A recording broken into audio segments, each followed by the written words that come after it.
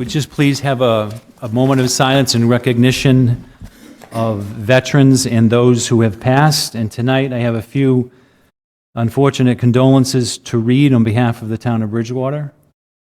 Letter of condolence, Mr. Schuster, Joseph A. Schuster, upon his passing on September 7th, 2019. Mr. Schuster served aboard the USS Fall River, CA-131, in the United States Navy during World War II, and he also served as a special police officer here in the town of Bridgewater.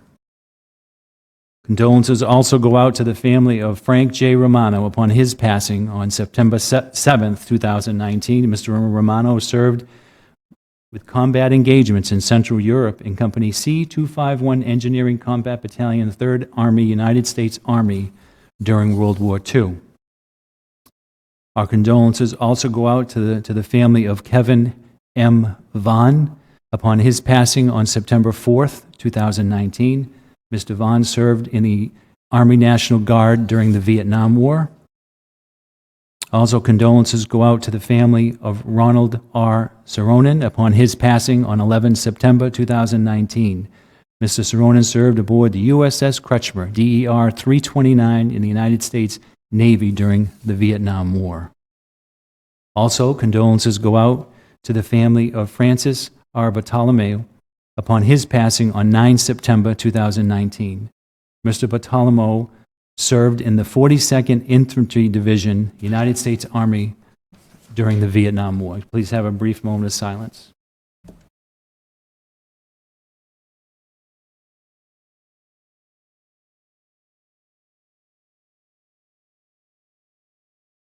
Thank you. Welcome everybody here tonight for our second September meeting. And I'll entertain a motion to approve the minutes from our previous meeting. Mr. President. Second. There's a motion and there's a second. Is there any discussion? Yes. Mr. George. I believe under the Resolution FY 20-001, I think there are a couple things I believe that need to be changed. One was the voice vote was not unanimous. I voted against tabling the motion. I believe someone else did, but I'm not 100% sure. And also, if Councilor Rushton was out of the room, it can't be 9-0. So I think those need to be changed, at least 7-1. If not, I'm not exactly sure. But I'd like the record to reflect that I was against tabling the motion. What's that? Okay, I'll entertain a motion to postpone the minutes until our next meeting.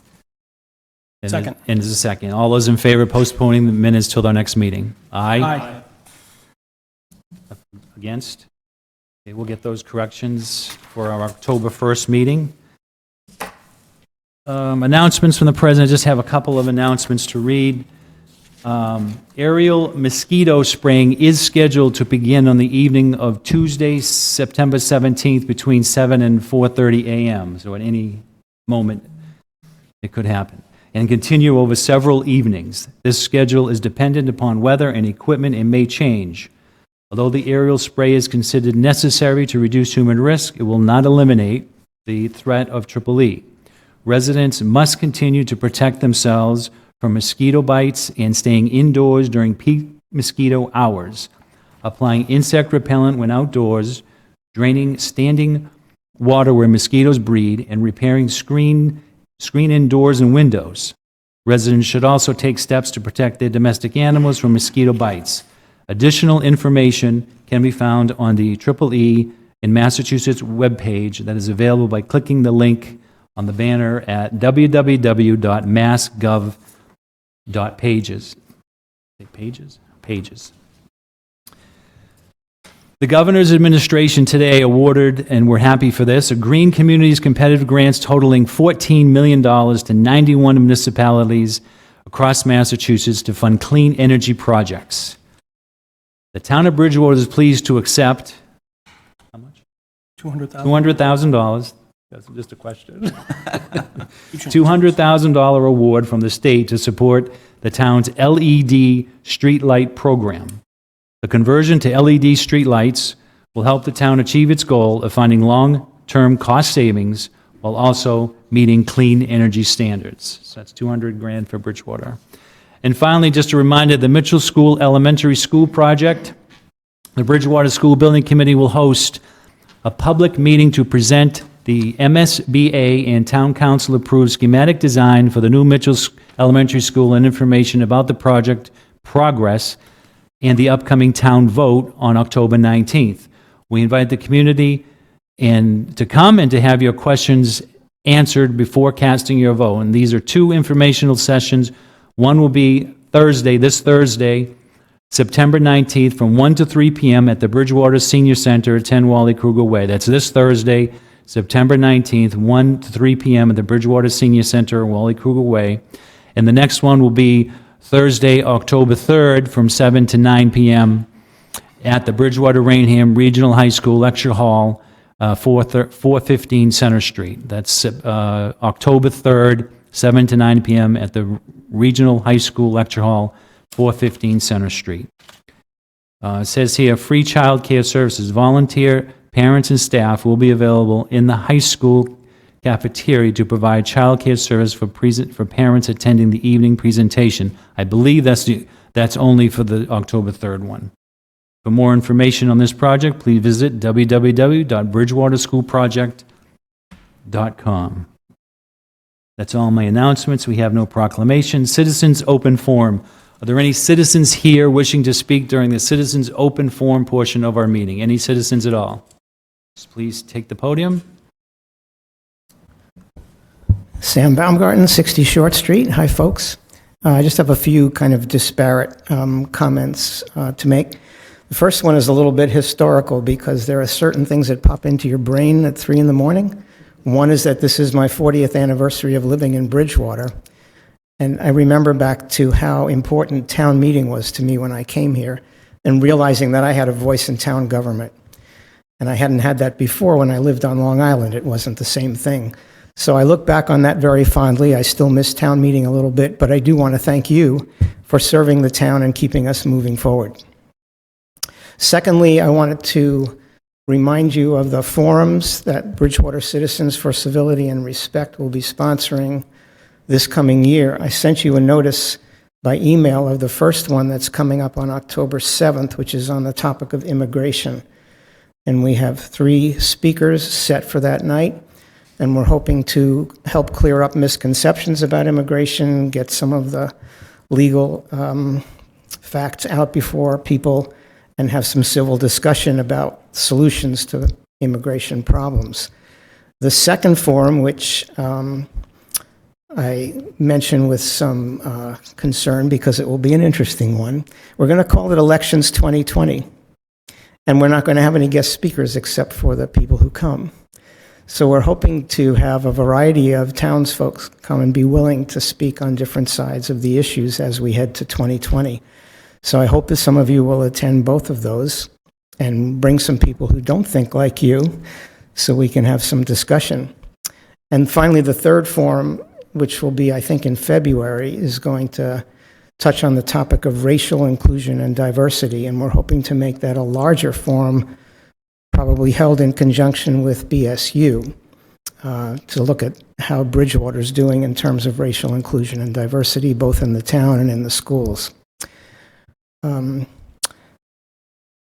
also want to compliment you and town manager and others who are undertaking bystander training, which is one of the things that Citizens for Civility and Respect has been doing. I think that's coming up this week, if I'm not mistaken. And finally, I'm happy to announce that after a 3-year hiatus, I am back putting on the Bridgewater Kids Road Race, which went on for 36 years. The last one was in 2015, and as I recall, the girls' winner was somebody named Rushton. That goes back a while, but anyway, I'm really glad that that's back. It's coming up on October 6th in the afternoon for kids in grades K to 8. Thank you. Thank you. Thank you. Any other citizens here wishing to speak? Good evening. I wanted to, 3 points, but first of all, I wanted to thank Elijah Romulus for his work on the Green Communities Application Grant, competitive grant. This was his first time to put that together. We worked closely together, and I think he did a great job. I also want to thank Michael Dutton for putting together a really nice work plan for the LED light project. That was really great to have milestones, deliverables, and dates due so that we could all work together to move it forward. You don't know is that Bridgewater has now received something a little bit north of $1 million in Green Communities grant money for energy upgrades. What you don't know is that we've also received something north of 30 or 40K $1,000 in National Grid incentives that have offset the cost. We have reduced the energy consumption in our buildings by approximately 18% since 2009. So that program has served us quite well, and will continue to do so as we look for future projects to cut the costs of town government. One of the things that I'm requesting, and I haven't spoken with Michael about this, but some time ago we conceptualized that we could possibly put solar energy at the golf course on a number of their buildings to reduce their costs further than the current rate we pay through the solar field that we acquire our energy from. Some time ago, we had a conversation that we would have a whole town energy assessment completed. And I would like to get an update to the town from Michael Dutton regarding what the status of that particular project is at your next meeting. So I'm asking that to be added to your town manager discussion agenda. Lastly, I'm very pleased to participate in the Bridgewater State University Senior College Program. It's a program that they started this fall. There's been 2 weeks of sessions. I've been participating in the session called Rights. And the professor is going through the genesis of rights, the philosophy of rights, and that kind of thing. And it's incredibly interesting. And we will be having discussions around rights over the next 4 sessions. So I wanted to just thank BSU for taking the initiative to move forward for us that are senior citizens to, in fact, continue our lifelong learning experience. Thank you. Are there any other citizens here that wish to speak during the citizens' open forum portion of our meeting? Any other citizens? Seeing none, we'll move on to appointments. We have no appointments this evening. Under item F, hearings, so I can see the hour is now 7:40. The orders FY 20-014, transfer order High Street Dam and Bridge preliminary work. At their meeting held on September 3rd, 2019, the Budget and Finance Committee, we actually voted tonight on this and voted 3-0. This measure was duly advertised in the Enterprise and on the town's website for a public hearing. On 9/3, the town council continued this hearing to 9/17/19, pending a disposition of the Finance Committee. This measure may be finally considered this evening at the conclusion of the hearing, pending the final disposition of the Finance Committee. My understanding is the hearing is now been reopened. My understanding is the Finance Committee was not able to take a vote, so I would just continue. I don't have to vote on this. We just continue this hearing to October 1st in hopes that there's a vote by October 1st. If not, it'll be continued to the following meeting. Okay? That's all we have to do with that. So that hearing is now continued to October 1st. License transactions under G, petition 2019020, change of manager at the Bridgewater Citizens Club. Refer to the town manager. Any changes in this, or? Mr. President, this is a very simple change in manager for the Bridgewater Citizens Club. It's a fairly routine matter, so I would encourage you to adopt the petition. Motion to approve. Second. There's a motion, there's a second to approve. Any discussion? Seeing none, this requires a voice vote. All those in favor? Aye. Opposed? Petition passes. Petition P2019-022, Pledge of License, Wine, Beer, and More. And, Mr. President, this one is also a fairly routine matter. This is a pledge of license. When owners of liquor establishments go to look for financing, it's quite common that they pledge the license. I do have one edit that I would ask someone to make, and that is, if you read the first paragraph, it would read, whereas NARH Inc., DBA Wine, Beer, and More has petitioned the town to pledge their all-alcohol package store license / stock for a loan with a principal amount of $150,000 for a payment term of 4 years and a $50,000 line of credit to the lender, Santander Bank, NA. So I would only ask for that one edit. Motion to approve the petition.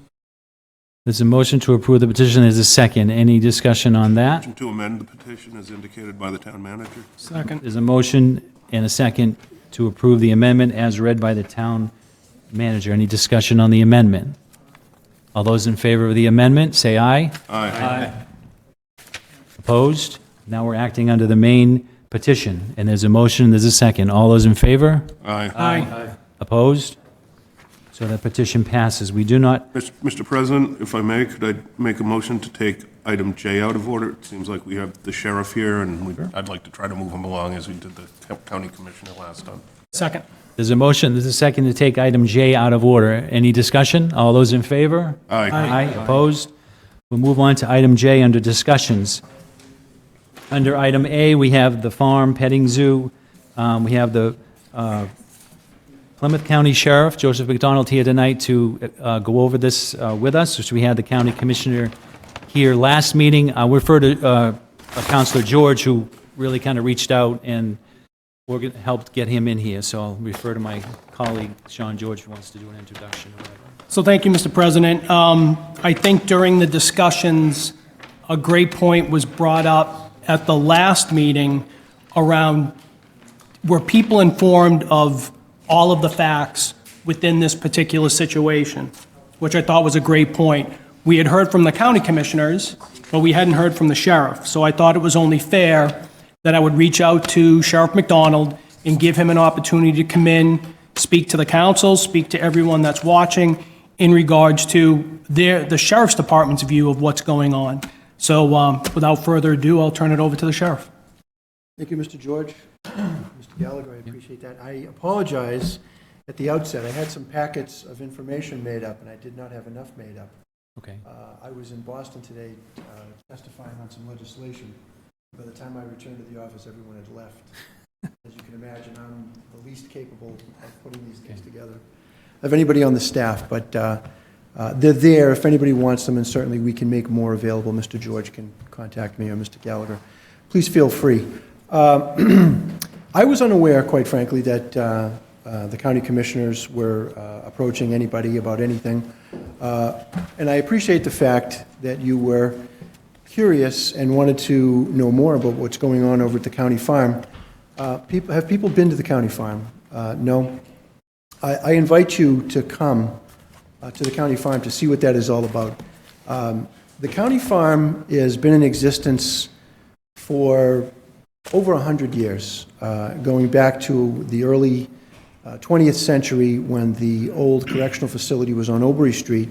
A farming operation was begun there to allow the inmates to have time outside, to allow them to be self-sufficient, to work, and not be a burden on society. And they did very, very well, and I've included many of the historical documents as to what kind of produce they were able to. They had a dairy operation over there, and all the way through the 1980s, up until the early 1990s, that operation was thriving. As you can imagine, in 1994, when the new correctional facility opened, our ability to feed the growing population, because we at that time were not just a county population, we were a state population and a federal population with the United States Marshal and other federal agencies holding detainees and inmates with us.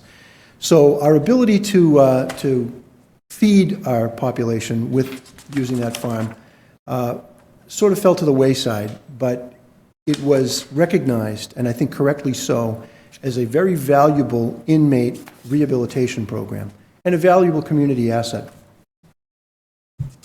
Continued in operation until shortly before I came into office. I was elected in November of 2004, took office in January of 2005, and attended a meeting, by mistake actually, wherein I walked into a situation where the county was discussing ways to subdivide and sell off the 90 acres remaining of what is the county farm.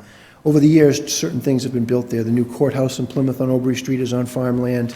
The Registry of Deeds is on farmland. We're down to 90 acres, but that 90 acres is under full use as a rehabilitative program for us. So I attended that, and when I found out what was going on, because to me, it was very important that we save that farm. And my vision at that time was to maintain it as an inmate rehabilitative program. I will have to say that community groups came together, Friends of the County Farm, even before I was elected, made a very large production of this. They mobilized grassroots, and those efforts have resurfaced now that people have learned that the county farm is under threat. So fast forwarding to, we saved that farm. The staff there and the inmates, as with virtually everything I've ever come up with as the sheriff, there's nothing I've been able to think of that the staff has not been able to do better than I had thought. And the county farm became something that I never anticipated that it would. It became a tourist attraction. So now we have not only inmate rehabilitative programs, we are selling the pumpkins and some of the other produce that's there. People go and buy their ornamental plants there. The money that's raised there in its entirety goes into what's known as our inmate canteen fund, and that funds other inmate rehabilitative programs, allows us to buy plants to keep this operation alive, but also funds many things inside the correctional facility, vocational programs, and otherwise. So it's a very worthy thing. But we also have there, and I never thought this would come to be, but we have a petting zoo. I was informed by a friend of mine who's involved in Plymouth tourism that we were number 4 or number 5 behind the Mayflower, the Plantation, these other, as tourist attractions in Plymouth, which is an amazing thing and a big generator for business and a big thing for families. We have kids' birthday parties there, not that we do, but the families that come. We have a festival in the fall. We have a festival in the spring. It's really just a wonderful community asset. Coming forward to the present problem or dilemma that we face, we were approached probably a year and a half, 2 years ago by Plymouth 400. As people I'm sure are aware, the 400th anniversary of the Pilgrim's arrival is coming, and Plymouth is underway putting together quite a big show internationally to encourage tourism. And they came to ask about doing a festival on the farm, and I was 100% supportive. I think this is exactly why we exist, and we would move heaven and earth to see that that took place. Shortly thereafter, we received a demand from Plymouth County that, now mind you, we became a state agency, the Sheriff's Office, in 2010. And so we've operated there for 9 years with no changes. And nothing has changed. And really us becoming a state agency is simply our jurisdiction hasn't changed. Our authority hasn't changed, which changes our funding mechanism. So instead of an amalgamation of county and state and other funds, we're a line item in the state budget now, which is a much, much more efficient kind of a thing. However, the county is under the impression that we are somehow no longer who I was then, and I assure you that I am, that they are somehow entitled to a lease payment here. And I note for the board and for the factual situation that in other counties where this has taken place, that oftentimes there is a lease, and I'm not against that. I don't know what the county's representation was. But what I am against is a shakedown, and that's what was going on. We have had a history over there of problematic relations, shall we say. The county, shortly after the notification that they wanted to have a lease, we entered into negotiations with them. And I will note for the council that In order to, I was very, or attempted to be very accommodating at that time through counsel. We have in-house counsel that was negotiating with the county council. During the course of those negotiations, we went, the county indicated initially, and I'm sure they made the same representations here, that basically it was about two issues. One was liability and liability insurance, and the second was they wanted programs or space for the 4-H kids to come onto the property. And I am fully supportive of both of those things. So to that end, we went, and they're in the packets here, to solicit what that insurance would cost. I had no idea what it would cost. But those insurance quotes annually for the insurance that the county wanted ranged from $1,750 annually to $3,000 annually, depending on which carrier and such. So that was reasonable. I thought that that was fine, but the county wanted more than that. And when we broke off negotiations the first time, before we were served the cease and desist notices and the eviction notice, we were up to $20,000 annually in lease payments to the county. Now, that's unusual in a lot of ways, and in retrospect, maybe irresponsible on my part, because the nearest similarly situated county farm is Barnstable County. And Barnstable County, for their farm, pays $625 a year. Now, granted, their farm is only about 20 acres, but let's say you take that and you multiply that, right? It's still, you know, I was happy to accommodate them on the insurance. The other thing, the 4-H, I'm a 4-H kid. I grew up with that. I'm very supportive. Plymouth schools are doing things all the time on the farm. One thing we must be mindful of is that it is a correctional facility and security is paramount to us there. There are inmates that work there along with correctional staff. So we're very careful because the public is there on a regular basis and that interaction must be carefully monitored.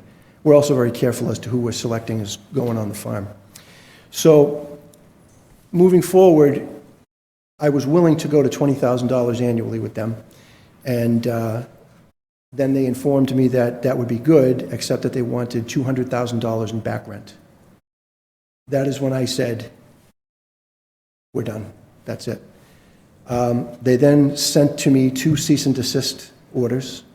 And then finally, getting the legality right, I think, they sent me a notice to quit, and they're trying to evict us. Now, we've been in negotiations, and I'm speaking to you now up to the minute. I made like a last best offer to the county. It seemed like every time we negotiated with them, they moved the goalposts. Next, in addition to the money, they wanted land. When we tried to accommodate that, they wanted land and buildings. I'm not so sure that they can do this. And I think that if we do end up in court, and I think that's where this is going, that there's going to be some case of first impression here. I think we're going to make some interesting legal precedent. But I'm willing to do that because this asset means this much to me, to our agency, and to the community at large. I'm not willing to walk away from that. I will also note that there is a history here. In 2015, the county put out a request for proposals to lease the county farm to any commercial farming operation, under the impression that that the land could be used for any agricultural purpose. The town of Plymouth in 2008 paid them several $100,000 for a conservation restriction. And that's one of the things I've included here is the actual conservation restriction as it was recorded at the Registry of Deeds. That's, I have all the notices. That would be, if you tab number 5. Without boring you with the details of this, well, it was unusual. Let me finish the thread about only one prospective bidder came in 2015. That was the Hornstra Dairy Farm out of Norwell. I didn't know that any of this was going on until I received notice that the county commissioners and several civilians had pierced the security perimeter without notifying us. And obviously the Hornstra people, when they came in and said, why are you trying to lease us this farm that's already being used? Well, clearly that would be a violation of the conservation restriction. In the town of Plymouth, I've tried to keep them at arm's length because I don't want them to have to expend any of their town money on foolish, needless litigation. But the town of Plymouth is an interested party. If I'm reading this correctly, and I believe that I am, if the only use for this particular piece of land, this 90 acres, is either open space for the public or the use as a correctional farm, a prison farm, by the Plymouth County Sheriff, whomever that person is at that time. So for the county to operate under the mistaken belief, I believe, that they can do anything that they want with this land is very problematic at best. So today, as I said up to the minute, I was in Boston. I came back to find out that our last best offer from the county had been declined, had been rejected, and they sent back another list of unworkable demands that I think are going to necessitate litigation on this particular issue. So at the risk of boring you all night, if there are any specific questions that people have, I think it's a shame. The county farm has been there 100 years. The county is under the impression we're operating this as a business venture. We are not. All of the proceeds from this go into our inmate rehabilitative programs, and we're not recouping costs for security. As you can imagine, security costs are very, very substantial. So I've tried to put everything in here. I will follow this up, but I do believe that this is unfortunately going to be, or maybe fortunately, I think we're going to find out exactly what everybody's rights are with reference to this, not the least of which is the town of Plymouth. But I will note, though, which is interesting, in this conservation restriction, it's very specific. It states that if the prison farm operation operated by the Plymouth County Sheriff ceases to function, control of that land goes to the Conservation Commission of the town of Plymouth, and it is maintained in perpetuity as open space.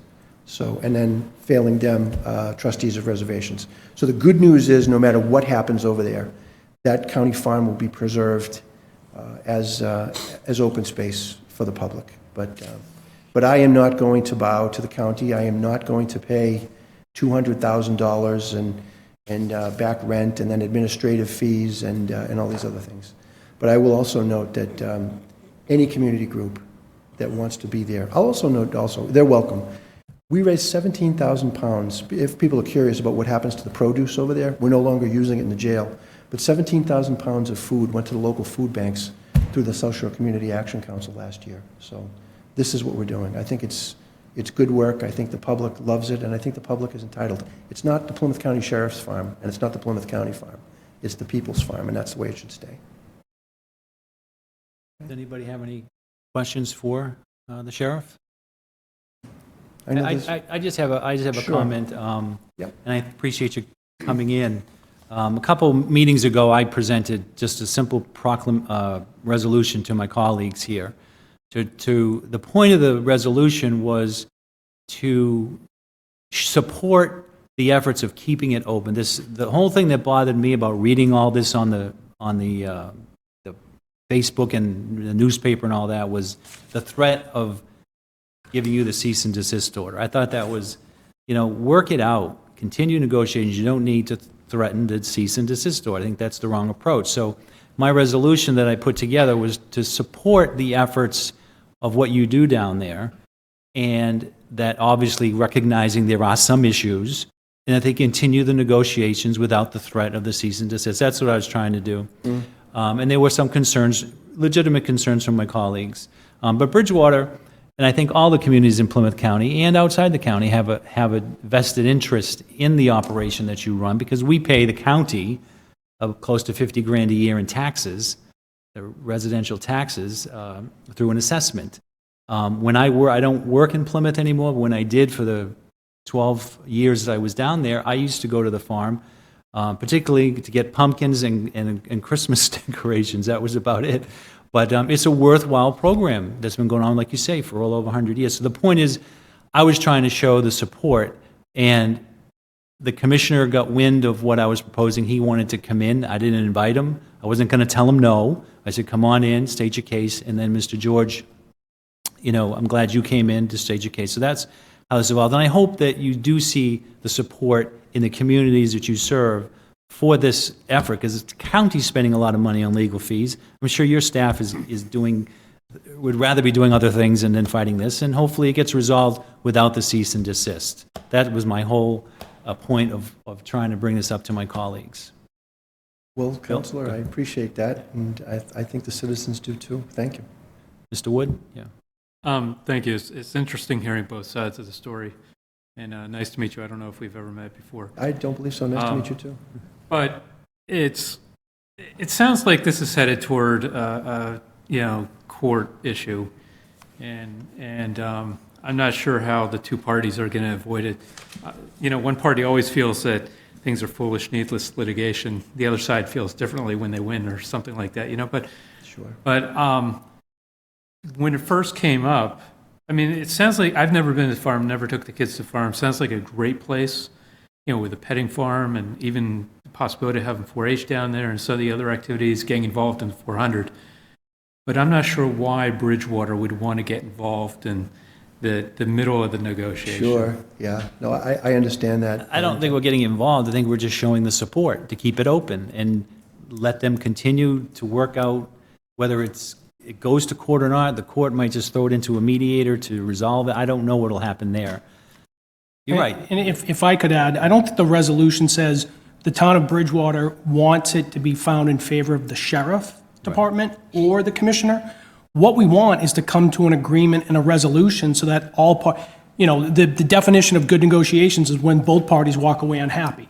So unfortunately, Sheriff, if you walk away unhappy and the commissioners walk away unhappy, we probably have a pretty good middle ground there. Right. And I think the resolution is supporting that, not trying to dictate terms of what we expect to happen outside of, I'll call it peaceful resolution. I think, maybe the best way to express that is to say that you recognize and value the county farm as an asset in open space, and it is your fervent hope and belief, and mine too, that this will remain open space in perpetuity, accessible to people. So I appreciate that, but I also appreciate your point. You don't necessarily want to involve yourself in this, and it's interesting because the state extension at UMass Amherst indicated they didn't want to get involved in this, and they're the state 4-H people who had no idea that the county claimed that they had all these 4-H. And it was interesting to note, when I went over to the farm with the Boston Globe, I saw some folks there that I didn't recognize. Well, I recognized them from Marshfield. I'm on the Horticultural Society in Marshfield. And when I went over to talk to them, they were telling me that they were from 4-H and that they had cattle there that they were breeding with our cattle. So the 4-H is there. And I don't know if the county just didn't know that. But, clearly it's not about insurance, because I agree to that. Clearly it's not about a reasonable rent, because I agree to that too. But when we're talking back rent I'm a pretty low-key guy. Anybody that knows me will tell you that. But this moving the goalposts all around as we're negotiating, I have zero hope. In fact, I was, to your point, Mr. George, about a good negotiation. When I made the last best offer, I was not happy with that at all. But I was willing to do that in order to get the piece. But I was also, way back when we first negotiated the $20,000 annual, I was not happy about that either, but I was willing to do that to buy the piece. And then one of my colleagues reminded me of Neville Chamberlain and his purchase of peace in our time and how that worked out. So I started feeling more like Winston Churchill than Neville Chamberlain. So, and I think the physical resemblance is probably closer to Winston Churchill. But at any rate, it's something that I am committed to. I saved it coming in, and I shouldn't say I. There were a lot of people, the community groups. One thing that you may not have been aware of, there was, and you probably saw the furor that was kicked up online. The community groups coalesced and came back, and they held a gigantic protest. And, we had nothing to do with this. These weren't my employees. These are the community activists. And they were told that they could come to a county commission meeting and that they should. And that was at the county commission's office, which is right there, adjacent to the farm and the courthouse. And unbeknownst to any of these 200 people that showed up, the county commissioners had moved their meeting to the other shire town in Brockton. So they were there, and there was nobody at the county offices. And that didn't sit well with those folks either, so I'm sure we'll hear more from them. But I was looking at my phone here, what I did want to mention to people is, and this is to anybody, is Saturday, October 12th, 10 to 1, that's the farm day that we have. And anybody is welcome to come. We're going to do like we always do, there'll be hay rides, touch a truck, canine demonstration. We usually have one of the local animal shows that will come in, the South Shore Natural Science Center. It's a great thing for the kids. We also do a lot of programming down there for seniors through the Triad program and things of that nature. And I do know that the Bridgewater seniors are frequent visitors to us over there. Lorraine over at the Council on Aging, and I know she's retiring, and that's a big loss. We'll miss her, but she was great about getting people over there. So I encourage anybody to come to visit. Know that I'm committed to any reasonable type of settlement, but I do think that we've reached an impasse, and I think it's time to bring in, I don't know if we can get arbitrators to come in or what, but it looks to me as though, I think this is headed for litigation. And it'll be interesting, in the worst case scenario, I think, by my reading of this conservation restriction, is even if they were to push us off the farm. It's interesting to note, the worst case scenario for us was the worst case scenario for them. They have no means to take care of several hundred animals. They don't have a staff to do this. So if I ceased and desisted, as they ordered me to do, they would have had a major problem on their hands. So this is not well thought out. We've been there, as I said, we've been there 100 years, and if I have anything to say about it, we'll be there the next 100 years. All right, I appreciate everyone's time. Thank you. If there are any questions, and I apologize for not having enough documentation, but I will prepare more. And if anybody has any questions, I should leave you with my cards. I'll pass it out. I got your information. I'll leave some cards. I'll put them on the corner of the table there, and I appreciate everyone's time, and thank you for letting me. Thank you. Thank you. There's a. You know what? Thank you for your blood, toil, tears, and sweat, too. Thank you. Thank you. Yeah, it's, as I have said, the staff that works there and the inmates, they've made that farm into something I never could have imagined it to be. We've had everything there from kids' birthday parties, which are routine, to we had limousines pull in one Saturday morning, and we didn't know what this was about. And out of the limousines popped a wedding party. They were doing their wedding photos at the correctional facility. How funny is that, huh? Well, let me leave some cards. Thank you all.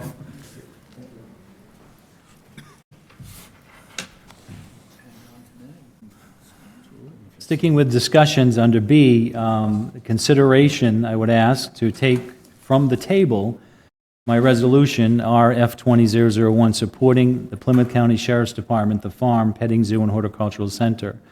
At our meeting on September 3rd, the council voted to table this, the above-mentioned resolution. If we vote affirmative to take it from the table, we're not going to be voting on it tonight. That means that this measure can be considered at a future meeting. So I would entertain a motion to consider taking from the table Resolution FY 20001. So moved. There's a motion, there's a second. Any discussion? Ms. Loesch. Hi, I think I may have made myself clear the last time. For me, this is a slippery slope. I can start bringing resolutions for all various things throughout the state and the nation that I feel I would like to support, and I live in Bridgewater, therefore Bridgewater to support, and that is not what I feel our charge is to do. And I appreciate everyone's time to come in and let us know what's happening from both sides, but we, and I defer to the town manager and the town attorney, what from the 9 of us, like what is our power and from this perspective for us to change what's happening there? None. I think you have every right to voice an opinion as part of a resolution that the council votes. But in terms of influencing or playing an active role in a property dispute in the town of Plymouth, you really have no role in that. Thank you. So I do not support taking this from the table. It should stay on a table. And this is not something that I think we should start to dabble into. Mr. Wood? Actually, through you to our attorney, I have a parliamentary question. I should know the answer to this, usually I would, but I Maybe don't I know. do. Yeah, maybe you do. So wouldn't this be similar to, consideration for reconsideration, where we've now had 14 days pass since we decided to table the measure? Wouldn't that be too long a period to actually consider even pulling it off? No, I don't, not under parliamentary procedure. It's actually a whole different procedure when it's on the table and removing it. So the procedure is actually different than a reconsideration. As long as we're discussing it, if I may. So I feel the same as Councilor Loesch. It sounds like the farm is a great place, and it sounds like it's run by a lot of great people, but the resolution itself won't have any impact on day-to-day operations or legislation or outcome if it goes to court. And so, like I said before, I don't want to have to vote against a petting zoo, but I don't feel like I could support this. Can I make a suggestion, Mr. President? It just occurred to me, because I understand what you're saying and what you're trying to get done. And I would suggest that the council think about, let's do a proclamation for the farm. Let's do a proclamation saying, valuing their 100 years of existence and wishing them many more years of existence in the future doing the things they do. Mr. President, can we, That was going to be my next thing to present, because this is, like the sheriff said and the commissioner said, this isn't over yet. No, but I think This is to- more to- of like a formal letter of support saying the people of Bridgewater value what the sheriff's department does at the farm, petting zoo and produce and pumpkins and all that. We value that, and we understand there, and it says right in, I don't have the proclamation in my material tonight, but it's just showing support. It's nothing more than sending a letter of support saying we support the operation. We understand you got things to iron out. We're not getting involved in that, but we value the programs I was that are just done. looking for another way to try to Well, that'll be address next. Councilor Loesch's Yeah. concern, If- so. That'll be next. Mr. Chase, sorry, I wouldn't call you Thank Dr. Mr. Chase. President. It just strikes me that as a resolution, it's simply an expression of our sentiment, our sense of what is right, what should be done. It's a statement, and it's really no different. We're considering, if you look at the agenda this evening, a little later on, we're due to consider another resolution before us, very similar in some respects. And I'm not really sure entirely how these two differ, except that there's an element of controversy associated with the Plymouth farm. But frankly, I don't know that there's any ill effect or necessarily any slippery slope that we're embarking upon by expressing our sentiment. So I have a question. So, Mr. Chase, for instance, let's say that I want to present a resolution on something that is my personal sentiment that is horrific, and I want the town of Bridgewater to stand behind me. Right. And we can have a great discussion about it. And to your point, it's just feelings, so why can't we just have, our proclamation or our conversation getting involved with something that we don't actually have any way of changing by this proclamation? And I understand what resolutions do, and they are exactly what they're meant for, but this is not a resolution that I think we should be getting in the middle of, much like the 4-H is not getting in the middle of what is happening to actually them and their farms and their steed. We should not be worried about where we're going to get our pumpkins. We should be worried about making sure the state and these two parties can get to a resolution as citizens and not as a town. If I may just respond, I understand, and Okay. you're entirely entitled to that. Yep. It's why we have two separate seats here. For sure. I'm just taking the opposite view, and frankly, in my opinion, the resolution would be, I think, for the farm itself, which is a very worthwhile endeavor, I believe.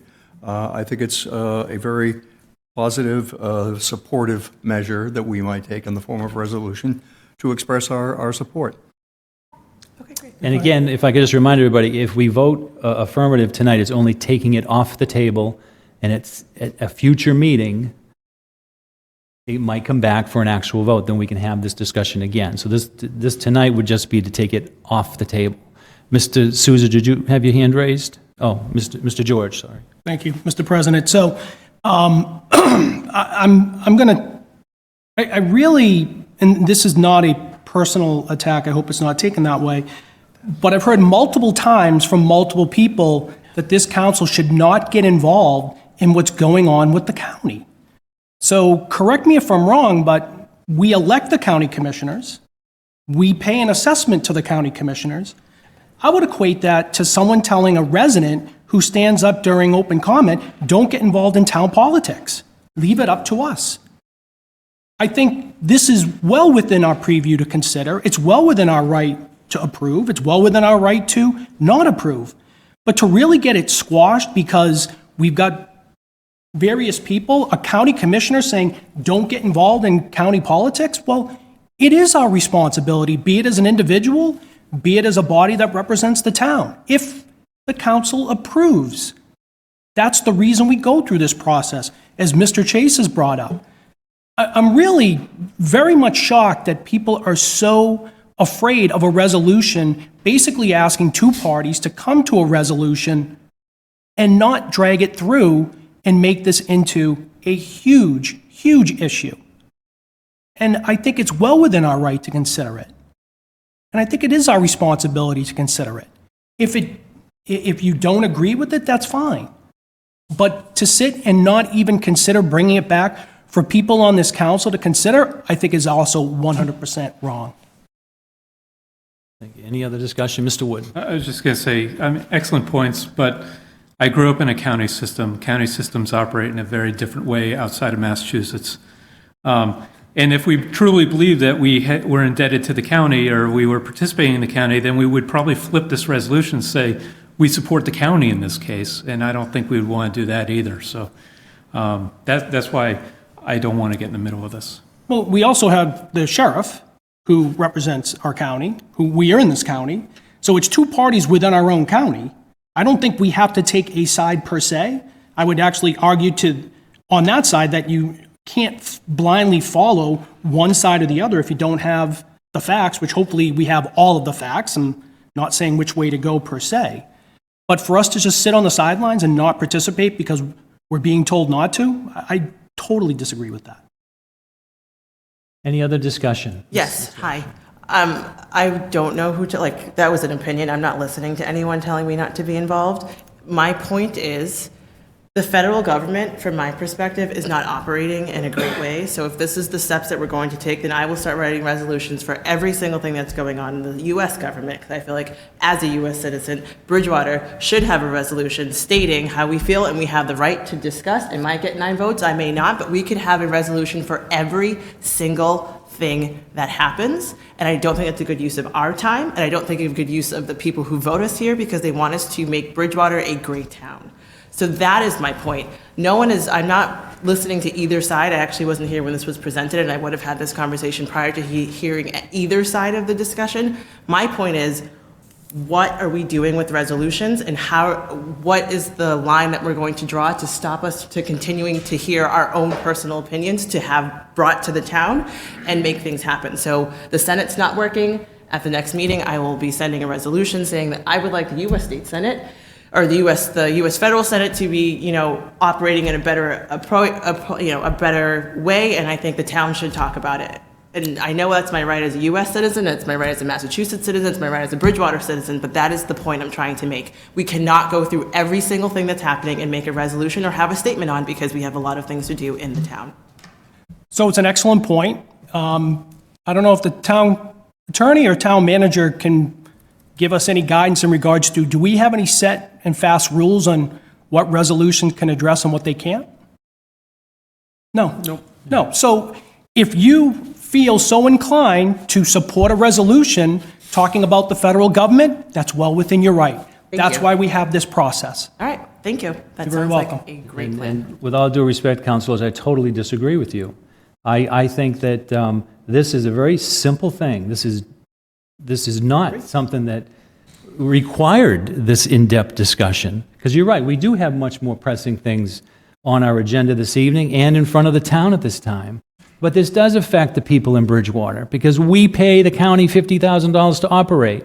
The people in Bridgewater go down to the county farm and go to the petting zoo and buy their produce. We have people from Bridgewater that live down, that work down in the county. So this is more of a local thing, nothing national, no. But this is more of a local thing. And I think it's an important thing to support a recreational program, pretty much, that the sheriff is running and that has been run in Plymouth County for over 100 years, as has been stated. You know, we're going to talk about recreation in our agenda later. And I think that that's one thing Bridgewater has lagged in, is providing recreational things for our citizens. And here we are trying to support something, 20 miles away, and we're having this discussion. This is, in my opinion, a no-brainer. Support the sheriff's operation and what he's doing, understanding there are issues that are being resolved. He's not going to the table. He's negotiating with the county. They're going back and forth. But the threat of shutting it down is what I didn't like, because it's of value to our citizens in Bridgewater and throughout the county. That was my point. Okay, I'd like to call the question. Go ahead. I'd like to call the question. Okay, so any more, all right, second, all those in favor of calling the question, say aye. Aye. Opposed? Okay, so this does not require a roll call vote. So all those in favor of considering to take this resolution from the table, say aye. Aye. Opposed? No. Fails. We, show of hands? Do a roll call. I'll do a roll call vote. All those in favor of... Roll call. Roll call, go ahead. Mr. Souza, Aye. Mr. Chase, Yes. Mr. Wood, No. Mr. George, Yes. Mr. Gallagher, Yes. Mrs. Loesch, No. Mr. Columbotus, No. Mr. Fitzgibbons. No. 4 in favor, 4 against. We need 9. Sorry, We need 9 councilors. Mr. President, Rushton was can I- recused. As kind of procedural, I'm wondering if this was the best place for this vote. You wanted a vote taken, to have this taken off the table, and I'm wondering if the discussion heading was It's the still on the table. Okay. It's still My on the point table. is, a vote should not be within the discussion section of our meeting, I would think. Oh, I'm sorry, A what? vote, you wanted a vote, right? It's on the agenda. Right, my point is it shouldn't be under discussion. I don't know if it's a measure or, No. I hear what Mr. Columbotus is saying. He's saying essentially it should fall under a different be a category it's on the agenda. Yeah. The only issue with that is it's not technically legislation for action, so I think it was just kind of... procedural It's a thing. procedural question, so I think that's why it fits there on the... maybe we need another heading. Right. Yep. Procedural votes. Housekeeping, yeah. Yeah, right. It's not dead yet, still on the table. Anyway, next item, we have recreational maintenance plan. That's something I put on the agenda under discussions. And I bring this up, and we'll talk a little bit more about this probably when we get under the town manager's report, but when Counselor Chase and I met with a handful of citizens regarding the Rainbow's End playground and the closure of it and what to do next. One of the biggest concerns that they had was that recreational facilities that we tend to open in Bridgewater go by the wayside. And that there is absolutely no sense. There was comments made that we're seeing that now with Marathon Park, where a group of volunteers got together to build it. They've been trying to maintain it, but it's not being maintained. There's some pieces that are falling apart, and volunteers are now getting together to get down there and fix it, which is nice. So correct me if I'm wrong, Councilor Chase, but the issue really was, why bother bringing any of these plans forward if in the plan there's no plan for maintenance? And that could be said with a lot of our recreational facilities. And the one off of, I think it's Cherry Street that's hidden, that's been overgrown now for several years, and the demolition of Rainbow's End, and now we're seeing Marathon Park. So we need to, at some point, I might put something forward, and I don't know what your thoughts are, of a recreational maintenance plan. So there's somebody on staff to go around to some of these parks and clean them up. Empty the trash. It shouldn't be on the hands of volunteers, because I know at Marathon Park they started with a schedule. They had a rotating schedule of volunteers that went down there to pick it up, and that's kind of fading a little bit. You can only do it so long. We get a group together every spring to clean up the town, which is a great community feel-good thing.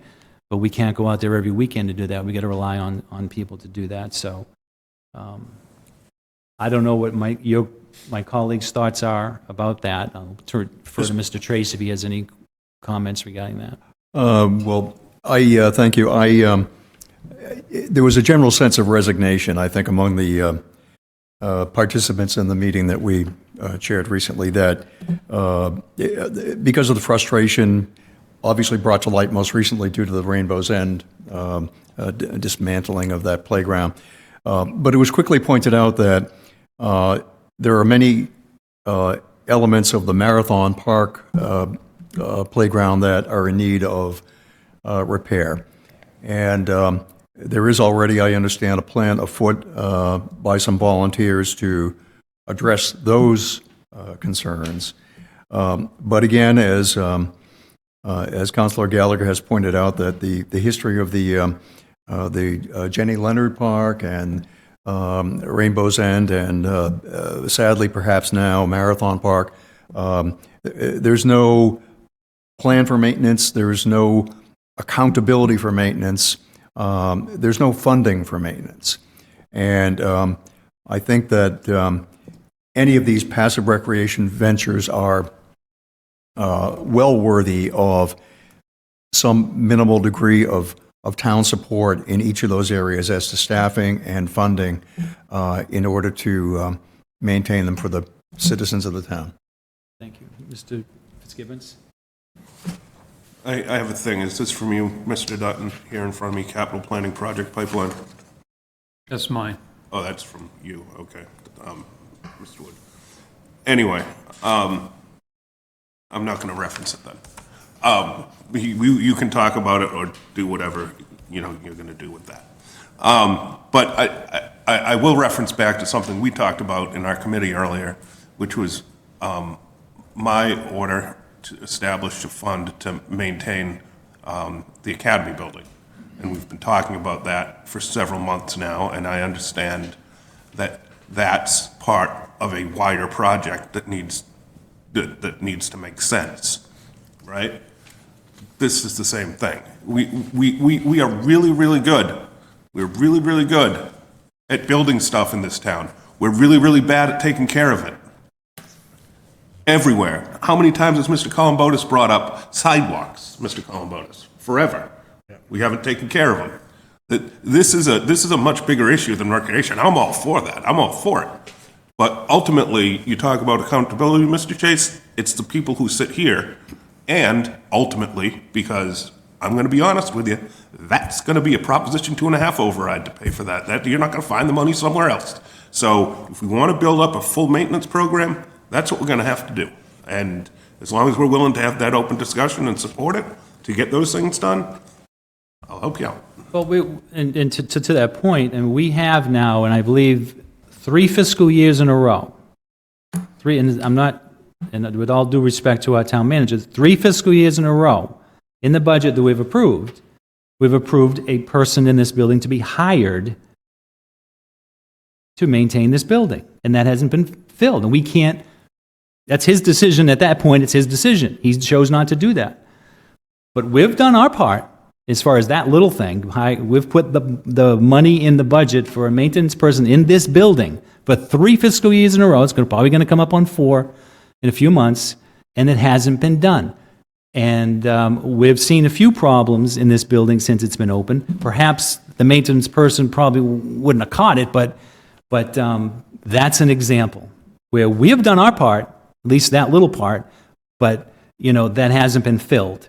We have also been trying to get the DPW department with, more people, and slowly we're getting there. Since I've been on here for 4 or 5 years now, slowly we're getting a couple more people, and hopefully we'll start, we'll see that result. But I think we're trying, but I think we have to do more, I agree. But I do think we're trying to give the town manager the tools, but if he sees other avenues, I think he'll defer as long as he can. Mr. President, Yep. if I may. So we often hear from the chair of the Energy Department about LED lights, or from the chair of the Master Committee on different sections that are happening. But we don't usually hear from Parks and Rec. And it's great to write an admin code, which we did, that describes the function of the body.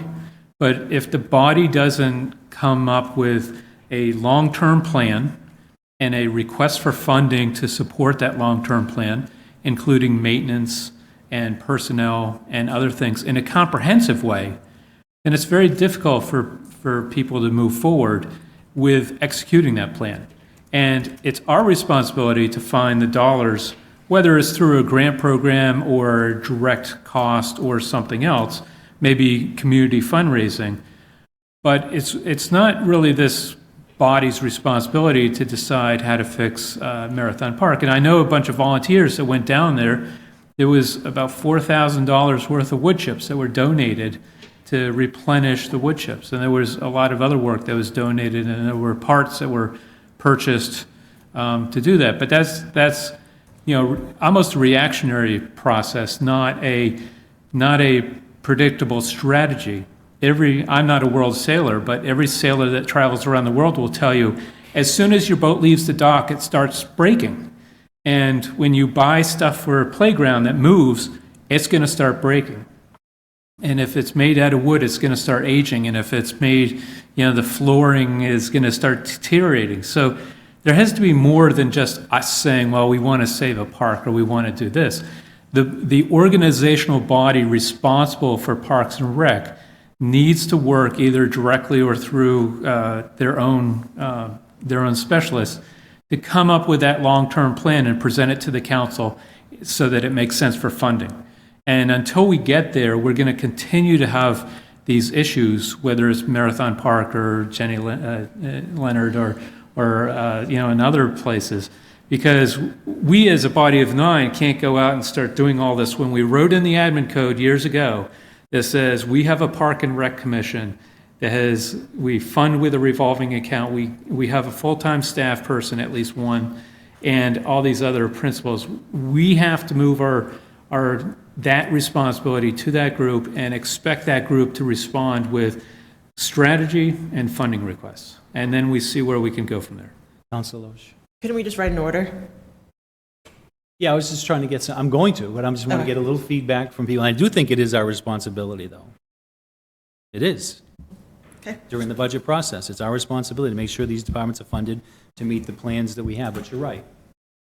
Any other discussion, Mr. Columbotus? I think Mr. Fitzgibbons and Mr. Wood are precisely right, that this one particular issue of poorly maintained playgrounds really speaks to a bigger issue of funding priorities. How much are you spending? How much are you willing to spend? How much are you willing to tax yourself to get what you want? And also what Mr. Wood mentioned, which is our job as a council, which is to demand performance. And that's our job, is really to manage the manager. And the manager's job is to manage department heads. And department heads' job is to manage employees and come up with plans. So this really is just a microcosm of a much, it just brings to mind just two much bigger questions that we really need to wrestle with. I remind everyone that our spending per capita in Bridgewater is probably in the, is it the 10th percentile for the state? So this is absolute cost. This is how much we spend per resident on government services, school and government services, and we're in the bottom 10th percentile. We're not in the bottom 10th percentile for wealth or per capita income. So we spend very little and we get very little. So that's You know, that's how it is in Bridgewater. We have a very small commercial tax base. We went a few years without going up to our 2.5% levy limit, which really gets compounded over time if you don't do that. So we're in a hole. We don't have money to fix roads or to keep our classrooms with fewer than 30 kids in them. And until we decide to do something differently, or have, you know, Microsoft build its new headquarters on, you know, on Pleasant Street, we're not gonna get the sort of performance and services that we'd all like. So it's that simple. Thank you. I'll put something together.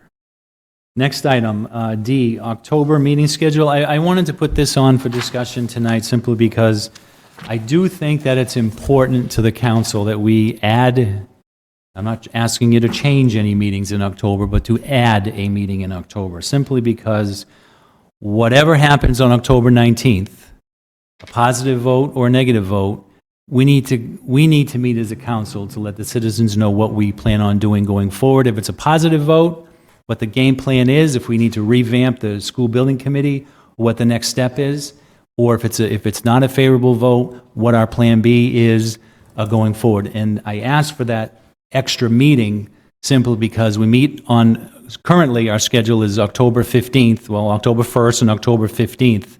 Then we have a 3-week break until November 5th. And I think that waiting that 3 weeks, particularly since the vote is October 19th, waiting that long period of time before the public sees us discussing what our plan is going forward, whether it's a positive or negative vote, I think that's a little bit too long. So I'd like us to meet as soon as possible to discuss the next steps. So were you thinking the 22nd or the 29th? I was thinking both, but I don't say 2 meetings, but No, either. I think the 22nd would be ideal. However, 2 things have come up, which isn't saying we can't do it on the 22nd, but our council clerk will not be here on the 22nd, but she's assured me that she could have the agenda ready. Just be a one item, not a bunch of, we're not going to be throwing a bunch of resolutions or anything on that agenda. I might. One item agenda. But Never know. But the town manager also has his annual a management conference that week, and he's going to be out all week. But he assured me he could call in, Skype, or do something. So that's not ideal for me. Okay, so I mean, I'd hate to wait till the 29th, but we could do Monday the 28th. I just think it's important that we meet right away. But I'm open Just to whenever. To Mr. Dutton, if I may. Are you out that whole week? I am back on Friday. All right, so yes. Friday. Back Friday at 4:30. I'm happy to meet Friday at 4:30 if you want. So the week of the 21st doesn't look like it will work, unless we want to just meet by ourselves and We can't go be through it. Well, let me, can I ask another question to the town manager, I guess, then? You know, if it's a positive vote, we know exactly what we have to do. We keep having to follow the state building assistant policy and hit the next milestone and hit the next milestone and keep it moving forward and do what we need to do, right? I mean, that's a 2-minute meeting, I believe. You know, maybe the school building committee can come in and talk about it a little bit, or, you know, whoever, but we're on to Cleveland, so to speak, or Cincinnati, right, Sean, Cincinnati? Maybe the school building committee may need to, I don't know how. Well, you know, it might need to morph or anything like that, They right? may need more Yeah. people, Yeah. people might not get on, people might leave, whatever, so. Yeah, which is fine. Yep. But then, if it's a no vote, and I've asked this for 6 months, what's your plan? And how long of a discussion is that if we're there? Because that'll help me figure out when the meeting could be. So that's a good question. In the event of a yes vote, I don't anticipate that there would be a need for a discussion right after the vote. That's obviously the council's decision, but I don't know that there's a need for that. In the event of a no vote, we're sort of jumping ahead to my update, but that's And we fine. don't want to hear that tonight. We don't. We Well, don't. I'm just saying that in the event of a no vote, Right. I would be coming back to the council looking for an appropriation for an amount of money to continue the planning for a repair. That's basically it. So the long and the short of it is I'd be looking for an appropriation that we would have to get into the hopper and into the process.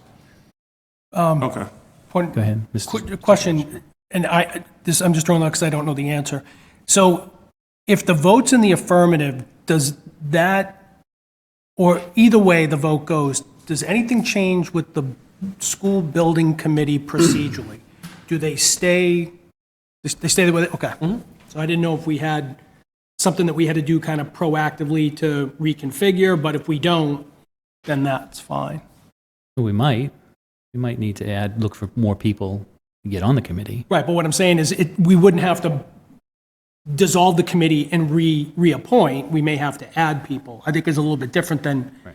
but we do need to meet. So I'd suggest the 29th, but I'm sorry. Ms. Loesch? I would s- From the Saturday the 19th to Tuesday the 22nd, how would, we would give them that business day of Monday to see how many people we would have to talk about? Like what, I'm trying to understand the timeline and the urgency and the action that we could actually take within those, Sunday, we can count those 24 hours, but I really would only count the 24 hours of Monday the 21st. Right, and I think the point would be to, and I know the town manager has more concrete plans, regardless of a positive or negative vote, and I think that that's the time that we should really have a deep discussion about what he's put together. So, And you're not here that day. so, On Okay. the 22nd, Okay. correct. so it looks like we're going to have to go the 29th or the 28th, if you want to meet Monday night. 28th. And then just a follow-up question, what would happen if we waited until November 5th? I just think that we owe it to the taxpayers and citizens of Bridgewater when something this big passes or fails our community, that they want to hear from us. And I think waiting 3 weeks is a long time when we're going to have other things on the agenda that night. I think we dedicate one meeting. If this vote was the 27th, then maybe we wouldn't need to call a special meeting. But the 3-week break is concerning to me when this is a lot of people have been putting a lot of effort into this for several months or a couple of years. I just want to make sure that people we're asking to present will have time to have something to present, is my concern. And I would want to hear from the town manager relative to what, I know he's been working Okay, to say, oh so, my God, if this passes, we got to do this. If it doesn't, we've got to be prepared for this. And I know, I don't want to steal Council Fitzgibbon's thunder, but he's been saying all along, what's next? What's the timeline? Because we're pressed against time for a lot of these things too. And to wait 3 weeks without doing anything, I think is a long time. Not that we'll be able to vote on anything on the 29th, but we'll be a little bit ahead of the game. Whether it's a day or not, it could make a big difference. Plus, I believe the building committee is going to meet on the 22nd, so the 28th, 29th would probably make sense to give them time as well. Because I think regardless of the way the vote goes, they're going to still stay involved. Sure. So I would look at the 28th, the 29th, whatever people felt is workable. I'm better on Tuesdays, just. Okay, I'll entertain a motion to call a special meeting on October 29th. You can do that by yourself. I can just call the meeting. All right, is anybody going to be out of town? I'll probably find a way to be. You'll be here? I'll be here. We don't have to worry about resolutions. All right, so mark your calendars, and we'll meet 2 days before So you're Halloween. you're okay? declaring You can a wear your Halloween special costume, meeting. Bill, okay? You're declaring as president a special meeting on October 29th. For the purposes only of discussing the results of the debt exclusion vote. Yeah, no hijacking. At 7:30 here. 7:30 right here. I just want to make sure that's in the minutes. Yeah. That's why I wanted to give the time and the place. Thank you very much. Well, I got one thing done. What else we want to talk about? Crosswalks at Plymouth and Hale Street. I think that's Councilor Woods. It is. Thank you. It's already 8:51. So I know a lot of us travel out of town for business. I happened to be in town last week, and you know, school's back and whatnot. To work, I travel a lot of back roads, and other towns have crossing guards where there's a lot of people that need to cross the street. And on Plymouth Street, because the parking lot for a segment of our community is over off of Spring Street, and their classrooms are over off of, on the other side of the street, there's a large stream of traffic that crosses over Plymouth Street. There's no mystery about it. We all know that, you know, the college kids park on Spring Street, and they cross the tracks there at, near the train tracks. The thing is that what I've observed a couple times, and I've had confirmation of, is that at least around 8 o'clock, you know, 10 minutes of 8, whatnot, the traffic backs up, that would be Summer Street, backs up into the Common, backs down Bedford Street, all because of the pedestrian traffic.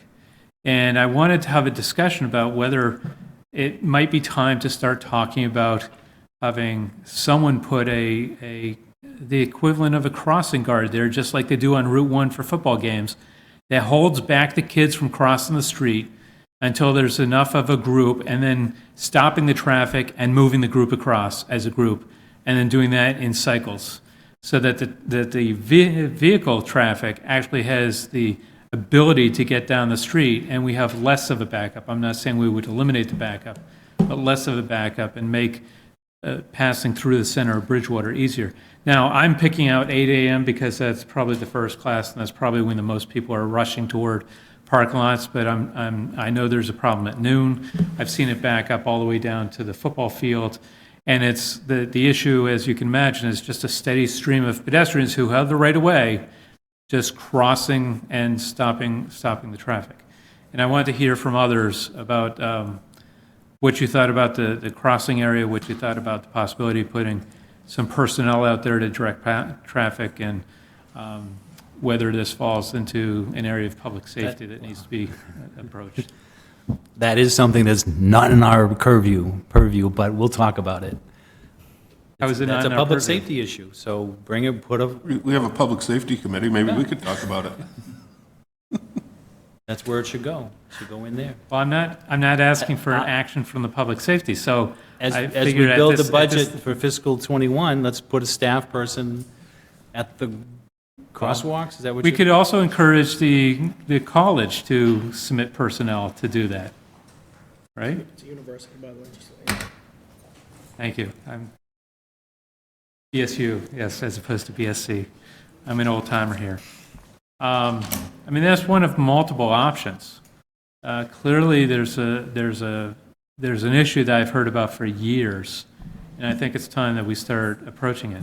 The problem is, Dennis, is that to get something to public safety as a committee, we would actually have to have an action that we ask for in a resolution or an order or an ordinance.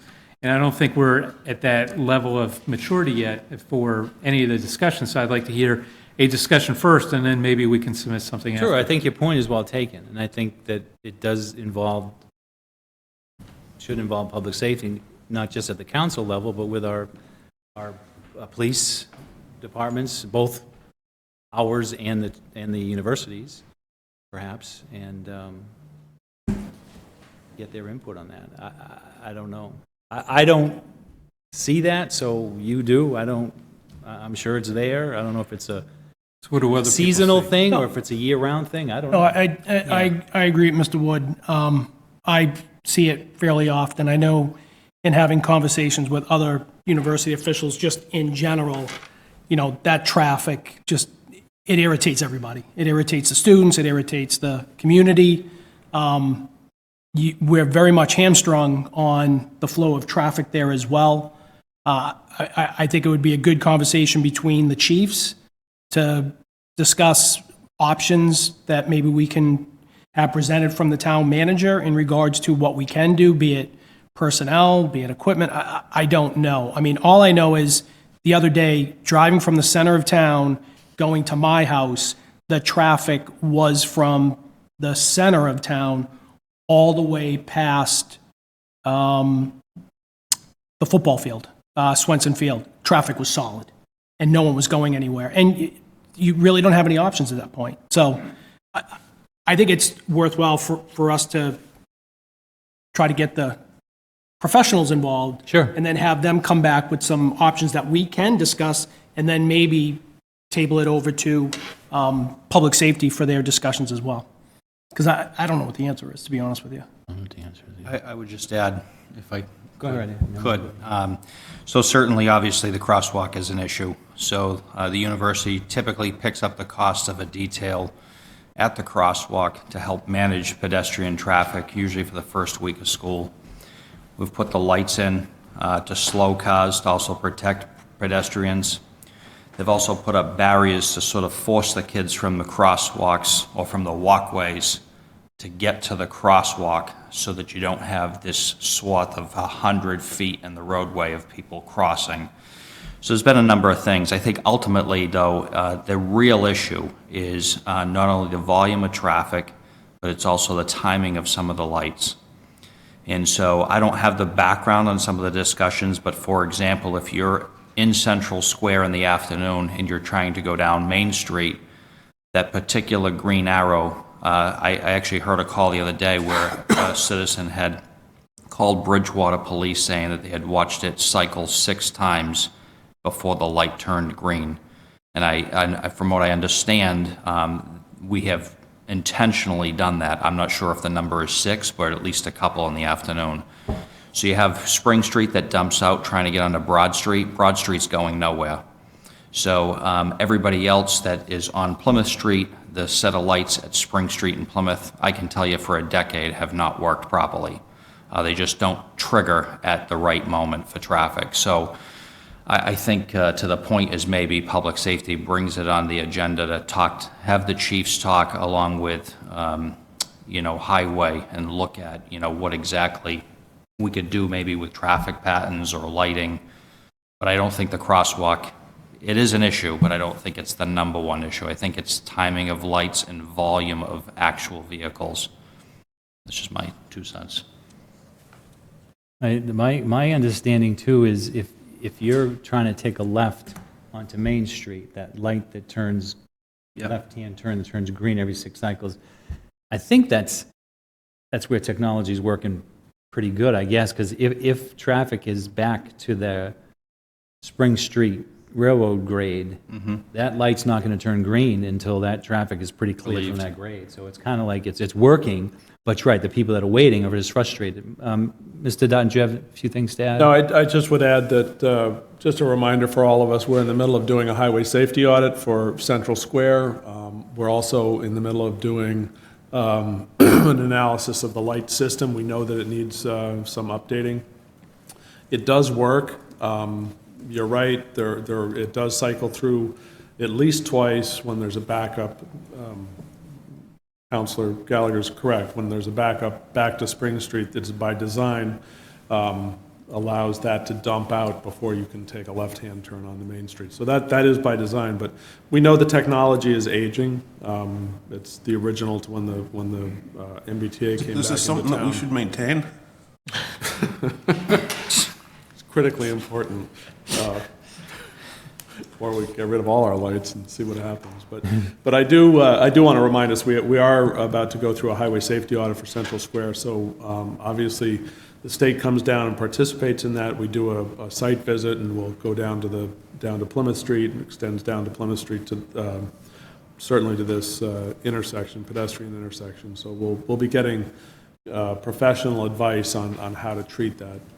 We've had, some, I'll call it less formal, I'll call it informal conversations with the university about, at some point, talking about a pedestrian bridge that would cross that, all those intersections, keep pedestrians safe. But that's a long-term, very long-term solution, more likely, but certainly, short-term, we're about to get some professional advice on how to treat that intersection.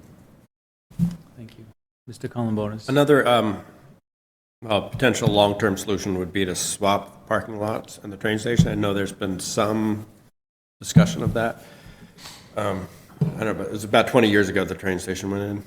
21 years ago or so. And at that point, there was some contemplation of siting the train station near the old one, near the Burger King. For whatever reason, that we decided against that. But so can you tell me where that process is? They're exploring that possibility?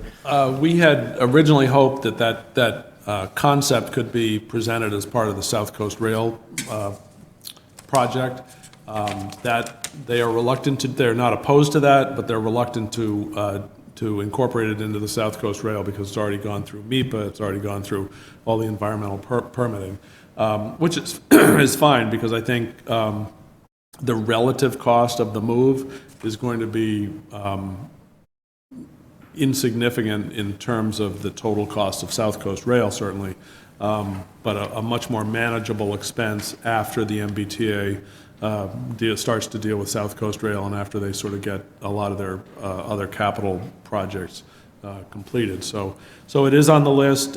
We've got, I think fairly good buy-in from the affected parties.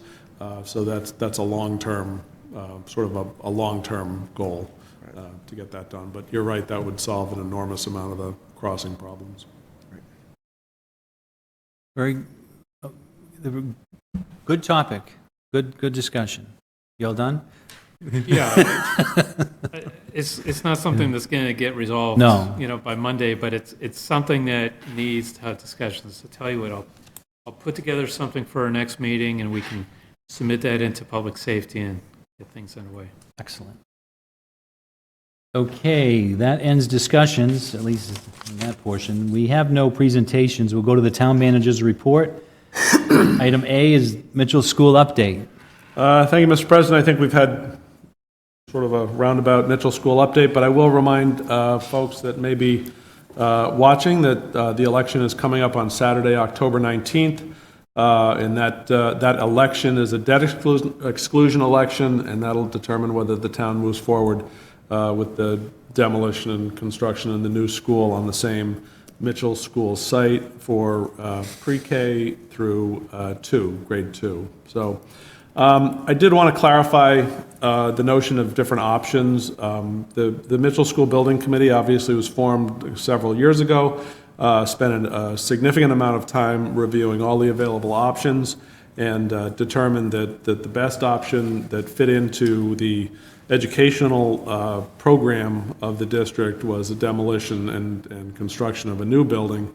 That is what MSBA has approved, that is what the council has approved, that's what the committee has recommended, that's what the district has approved, which is why that option is ending up on the ballot.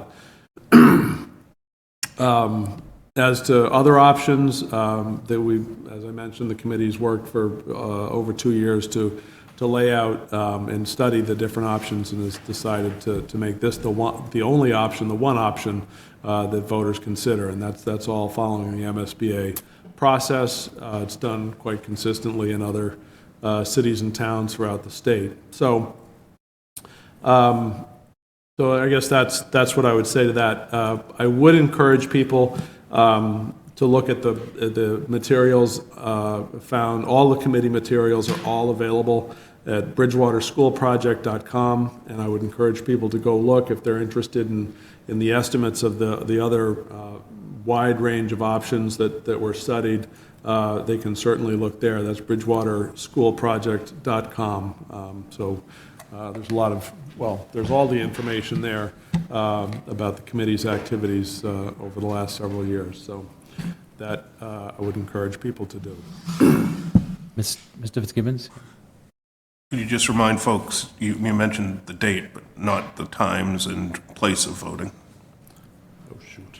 The vote will be where it always is, or where it always has been, at the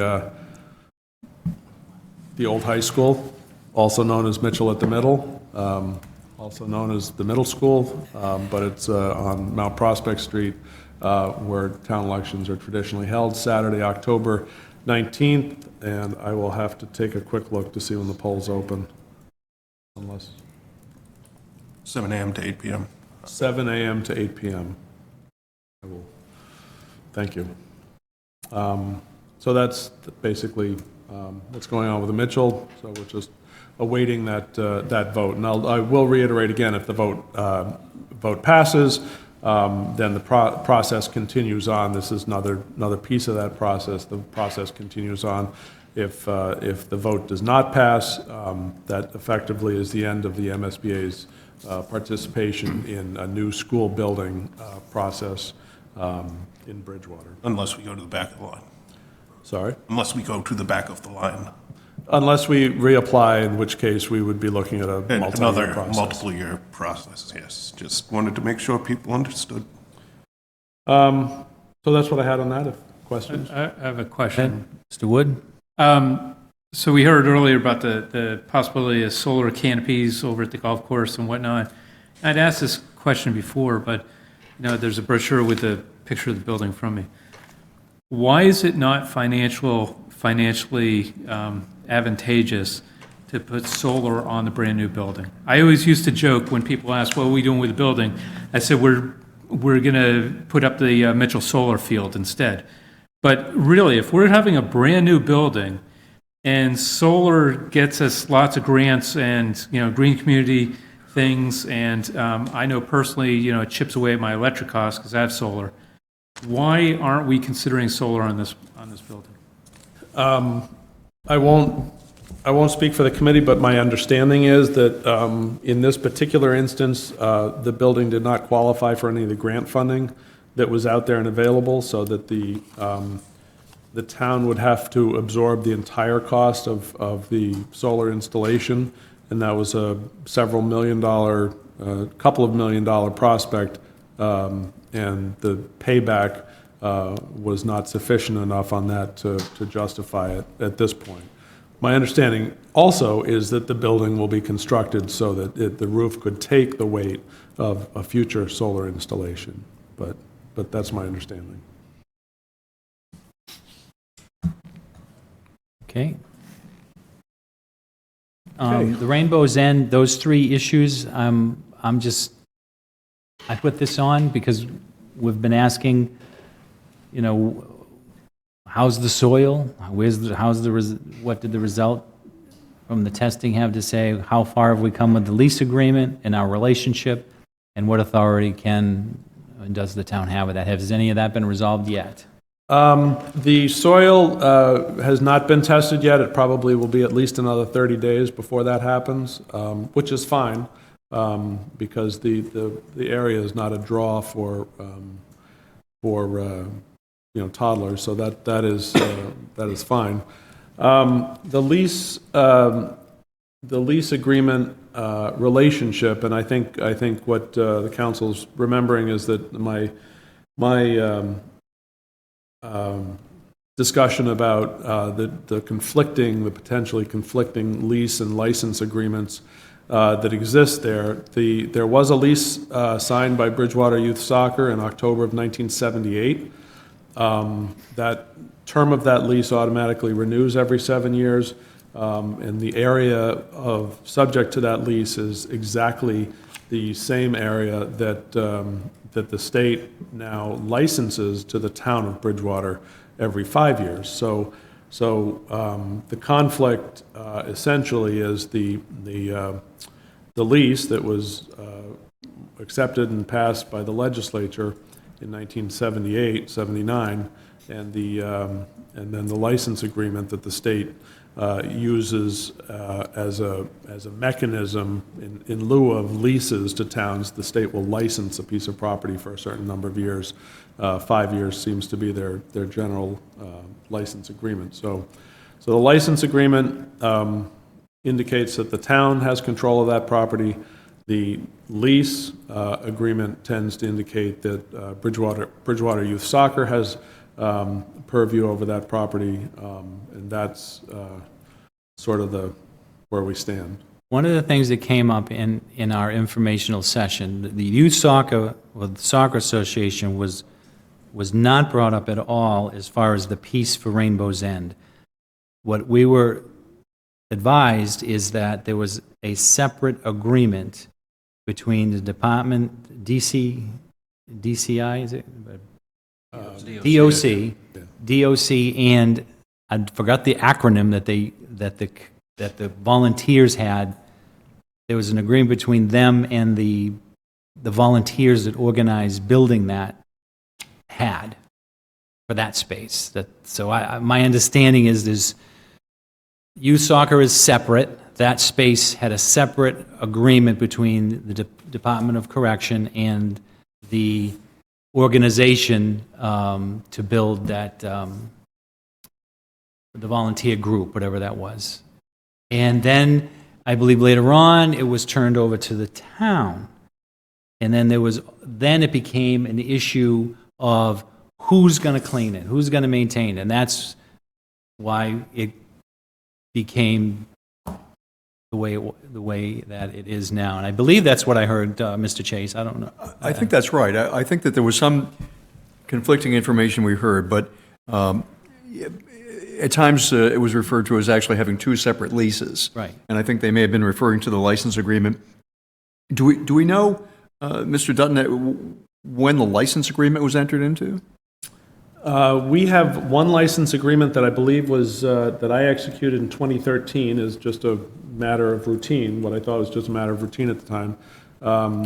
I believe one was in existence prior to that, so probably 5 years prior to that.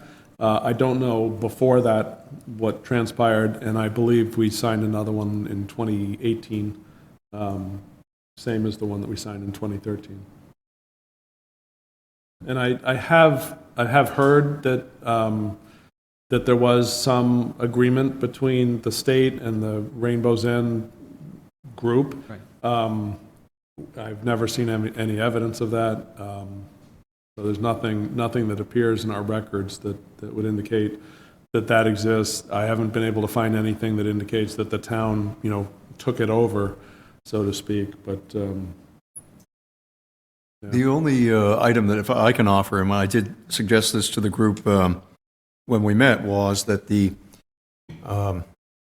town's comprehensive management plan, comprehensive master plan. I always trip over those words. From 2002, which I believe to be until the current revamp of that plan is actually finalized and enacted, I believe it to be what is still on our books. That's the plan. Nonetheless, that plan from 2002 makes at least 4 separate specific references to Rainbow's End as coming under authority of the Parks and Recreation Commission. Now, I also believe that based on discussion we heard, that the Parks and Recreation Commission, certainly understand this, does not have a doesn't have a budget to allow for any upkeep and maintenance of facilities such as that, and they certainly don't have the staffing to do that as well. So I don't know how it is that in 2002 it was just given as it was a given that, okay, Parks and Rec has control over this and responsibility for it, and suddenly somehow that's up in smoke, and now today no one knows why Parks and Recreation doesn't have any authority to maintain the site. Well, my point was just to try to find out, what we can and cannot do. At the moment, there doesn't seem to be any plan being proposed for that site, so I think it has to become more of a unified effort in a lot of things, because we're going to try to do something when we acquire the land for Stiles and Hart to develop that area for a walking trail and combine it with the Town River Landing. But the point is that I think we as a council now understand that we do have a recreational issue in the town as far as maintaining some of our places, and we want to build more, we want to do the parklands and so forth, and we've got to, if we're going to do that, there's got to be a piece in place to maintain it. When the walkways get covered with debris, who's going to go out there and clear them? When the trees overgrow, who's going to get out there and clear them? So it's nice, like you say, we're good at doing things and putting things up, but then everything goes by the wayside, and we look for free labor, we look for free volunteers, and we look for all that, and that's good if you can get it, but we all know it's cyclical. So we'll continue to follow that, but there's a bigger issue I think we have in the town as far as recreation goes. And I would only add, if I could, I did meet with Parks and Rec Commission last night and asked them to review, the recreational needs, specifically playground needs, and what they would recommend to the council in terms of locations and in terms of types of equipment. So they were quite amenable to getting that good. in motion. Flag Street repairs. Flag Street, because my last movie was so well received, I'm going to give you a quick look at the issues that we've got going on.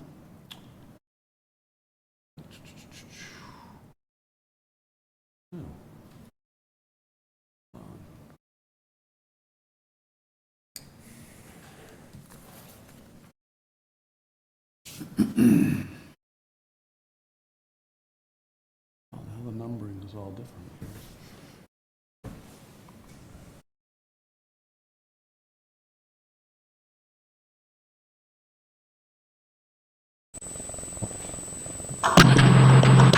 We're now set up on Flag Street in Bridgewater, going from drain manhole 14 down to drain manhole 15. 15-inch corrugated metal pipe going with the flow. Inspection will now begin. These are, this is obviously the drainage underneath Flag Street. We have some issues, some pretty severe issues on Flag Street that we were unaware of until we did these camera robots through the system. There's about 1,700 to 1,900 feet of Flag Street that we're going to have to address fairly immediately, so you'll see an order in front of you at next meeting. We're looking at we're still working out pricing, so that's why it's not in front of you this evening. But we will be looking to repair all of the drainage. There is a section on Flag with concrete. This is corrugated metal drainage. There is a section on Flag Street with concrete drainage, roughly the same size, 18-inch pipe, concrete pipe. It's in excellent shape and does not need to be replaced. But we do have issues. So you can see in this picture, right down here, that's probably a piece of the metal corrugated piping that's rotted and is dripping down or falling down into the hole. So let's see if I can find you.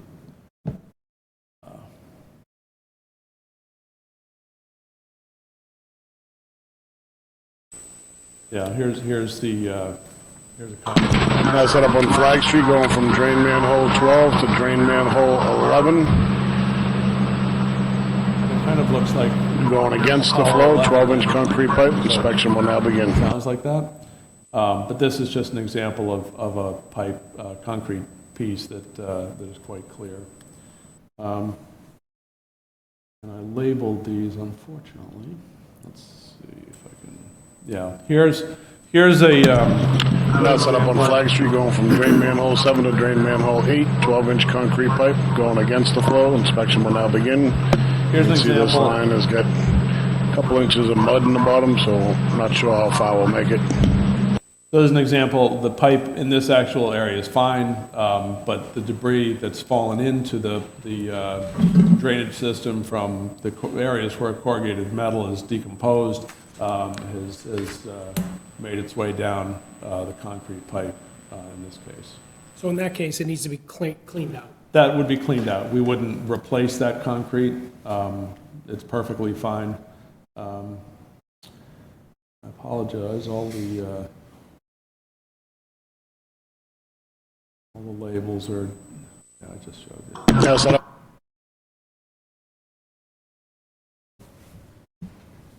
Well, in any case, it's another piece of nice pipe.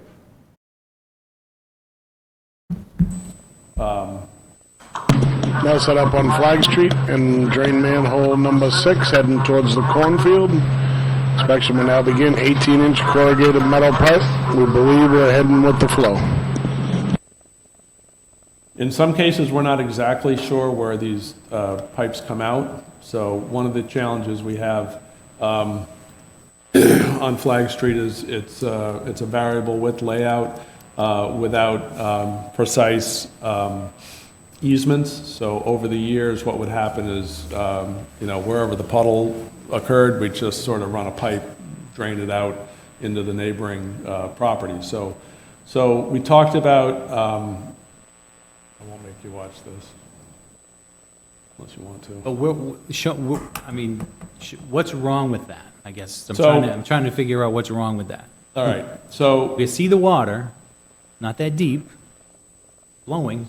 So the above, so all of this white above represents rotting aluminum corrugated pipe. Okay. So that's decomposing. The concern, and I wish the labeling was correct, I could find you precisely the most dramatic pieces, but what happens is that becomes weak, so the vibrations from the traffic above then forces holes, then you've got debris dropping in, and once you've got a complete failure, then you'll see it in other streets, in other areas, you'll start to see, a depression where the drainage pipe runs down the street. So that is, that's essentially what you're looking at. This is not a bad section per se. There's no debris that you see down here. But there are some of these videos that are quite dramatic with good, fist-sized rocks that have dropped into the drainage system. So I'll paste together some of the highlights there and email it out so that you can see it in the comfort of your own home with popcorn and all that.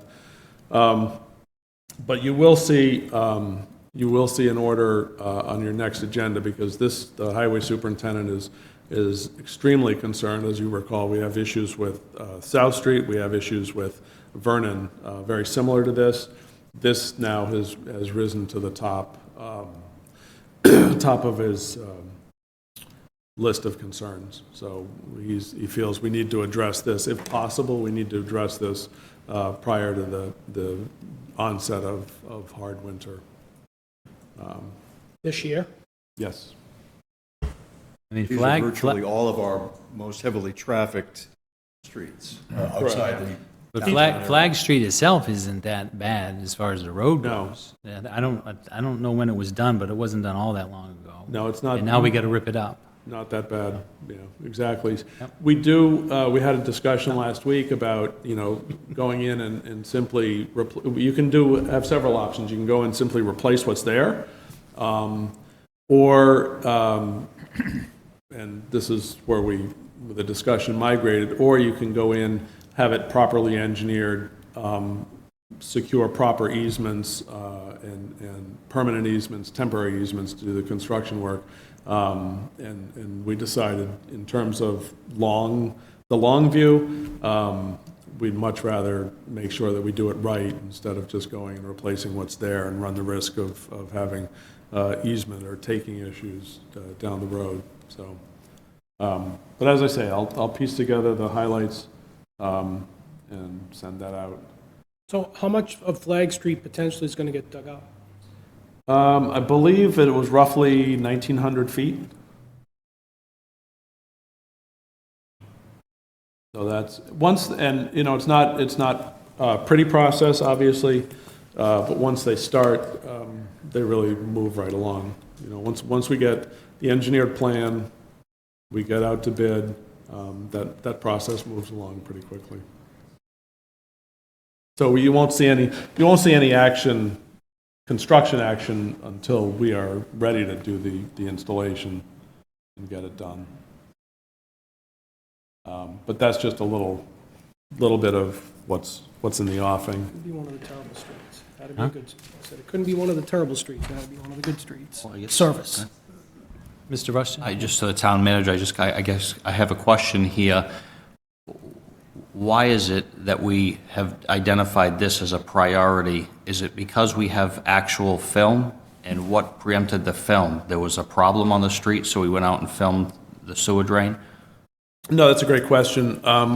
Last year, we started a program to systematically camera the drainage systems throughout town.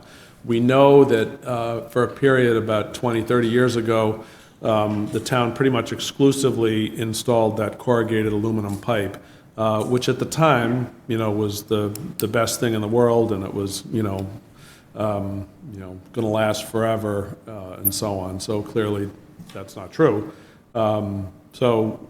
We've started systematically budgeting and then doing the camera through the drainage systems just to assess what we've got, because we don't know what we've got at this point. So that's designed to layer on top of the street scan information that we have. So President's point about Flag Street itself, the pavement is in pretty good shape. It's been managed fairly well.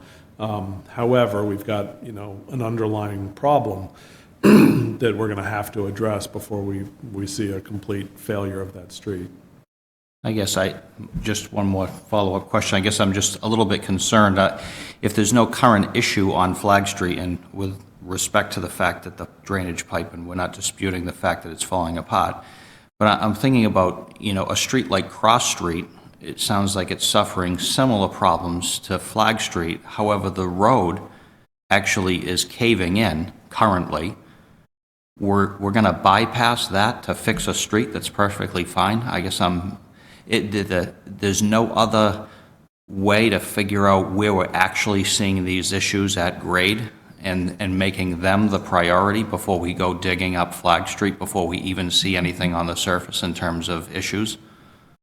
I guess the best way to answer that is that, we have been, with our roads over the course of the last 20 years or more, have been utterly reactive. So we will go fill a pothole, when we get called, the road will get, to be in just awful shape. And then we'll finally, it'll get on, the Chapter 90 list to be addressed.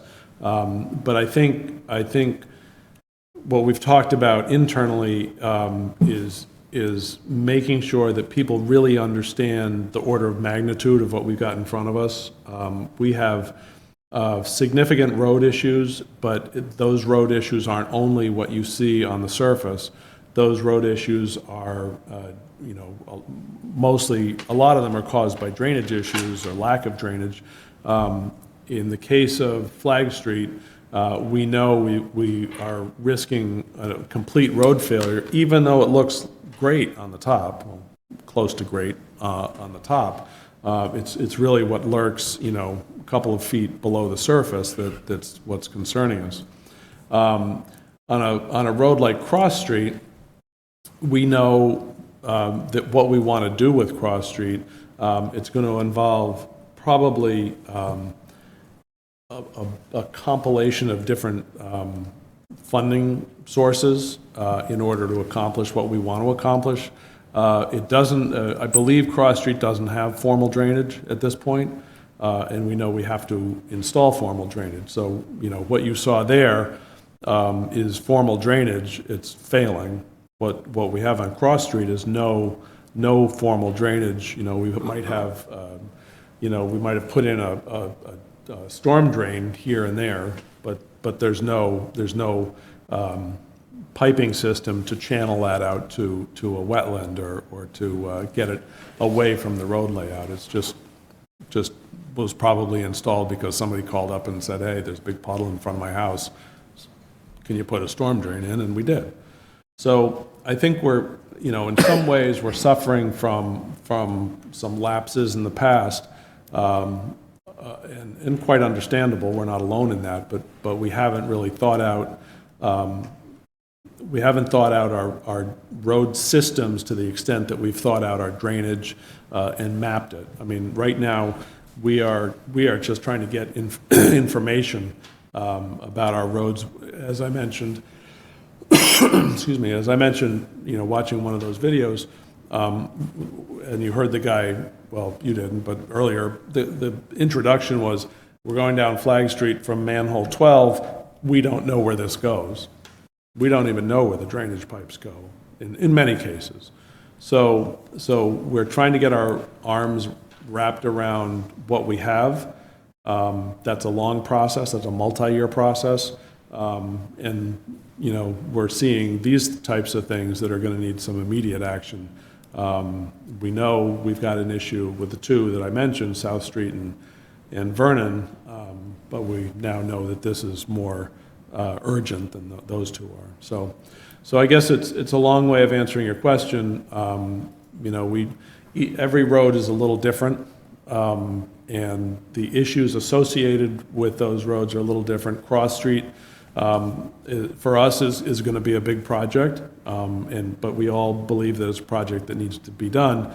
Deerfield, for example, has severe drainage issues that we know we're going to have to engineer, and that's going to be a multi-year process and a multi-year funding effort as well. So there are lots of road issues, drainage issues, neighborhood issues, sidewalk issues. So if we can compile all of the information, we can begin to have a more comprehensive look at what we're dealing with. But as we stumble across these items, I shouldn't say stumble, as we investigate, as we're trying to do, and we see urgent things that need our immediate attention, we obviously have to divert our attention to that to make sure that we can create a safe road environment. I agree, but I think that the cameras keep going around. They're going to find more urgencies. Is there anyone that you're aware of that's looking to put a development in that section of Flag Street? Not that I've heard, but Because we certainly, when the opportunity arises, if this is where you were going, Yeah. to look for mitigation funding for Right. the impacts, we absolutely look at that. Mr. Wood? Yeah, I want to turn to financing for a second, because, and we'll get to a discussion over debt exclusions a little bit later, but on the proposed new debt and on the website, you've got now calculators for roadways and drainage. So where does Flag Street in particular fit into that debt exclusion proposal? And is it a larger program, and how does, because it sounds like Flag Street's a newly discovered issue, where Cross Street and some others are already known. So how do we figure out the financing around that? And what is the potential timing of the debt exclusion required for that? So Flag Street right now, and again, we've just seen this, so we haven't had an opportunity to really plan around it. Right now, we're not looking at Flag Street as part of a debt exclusion, so it's not part of that calculation on the website. That calculation on the website takes into account Vernon Street and South Street, and that, assuming that our planning goes as we anticipate, would be on a debt exclusion question come April, to be part of the April ballot. Cross Street, tentatively, and again, this is subject to more discussions internally, but tentatively would be a capital item coming out of whatever allocations we make from the free cash figure that we have just received. So fortunately, the timing, I guess, is good. It's not, these types of things aren't good news, but we will be able to fund something with council approval.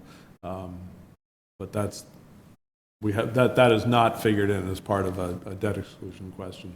So the order of magnitude, if I were to guess right now, what you'll see at the next council meeting is probably something in the neighborhood of $450,000 to do the drainage, and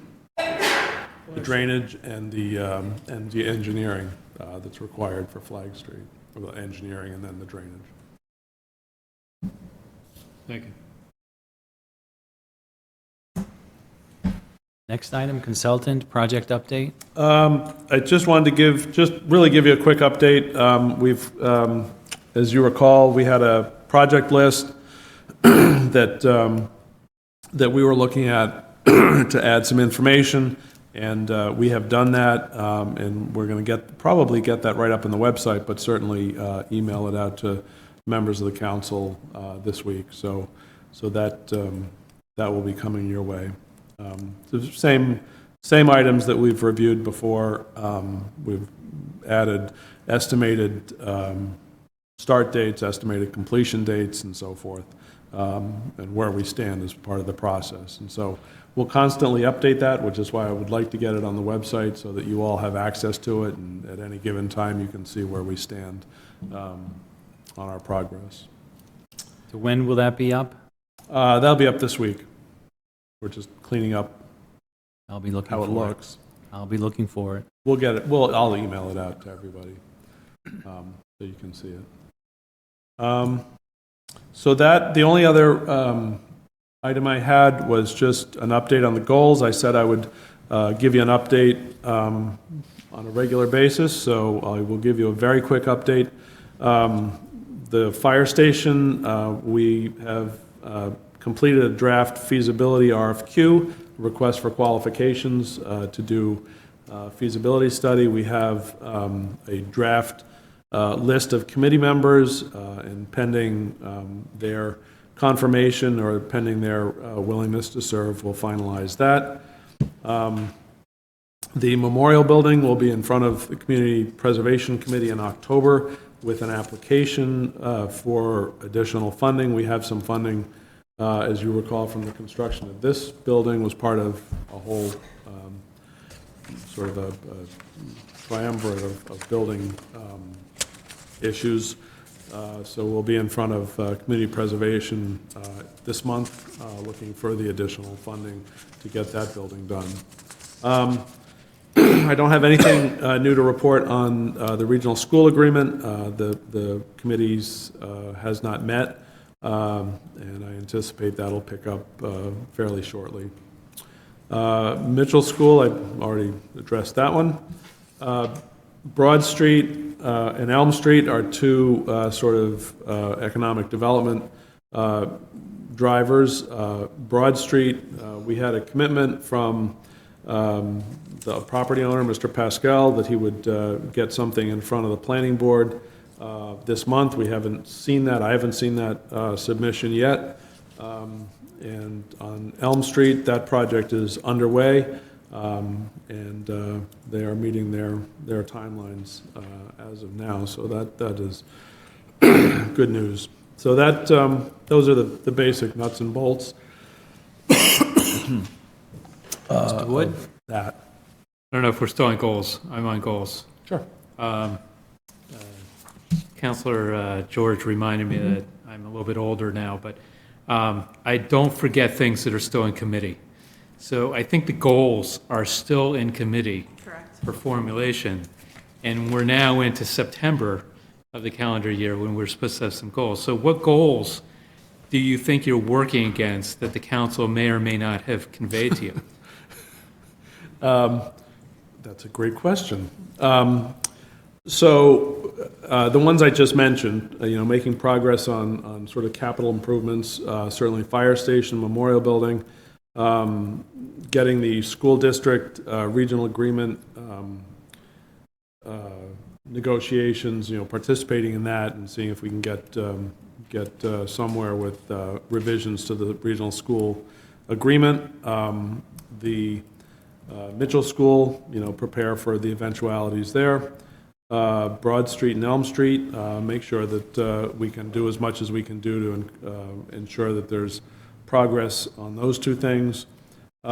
Create some standard communication operating procedures, just in terms of briefing the council. We obviously have a different format that is a little bit awkward, quite honestly, in terms of communicating, me communicating town manager stuff to the council. So we're going to work on trying to make that work better than it does now.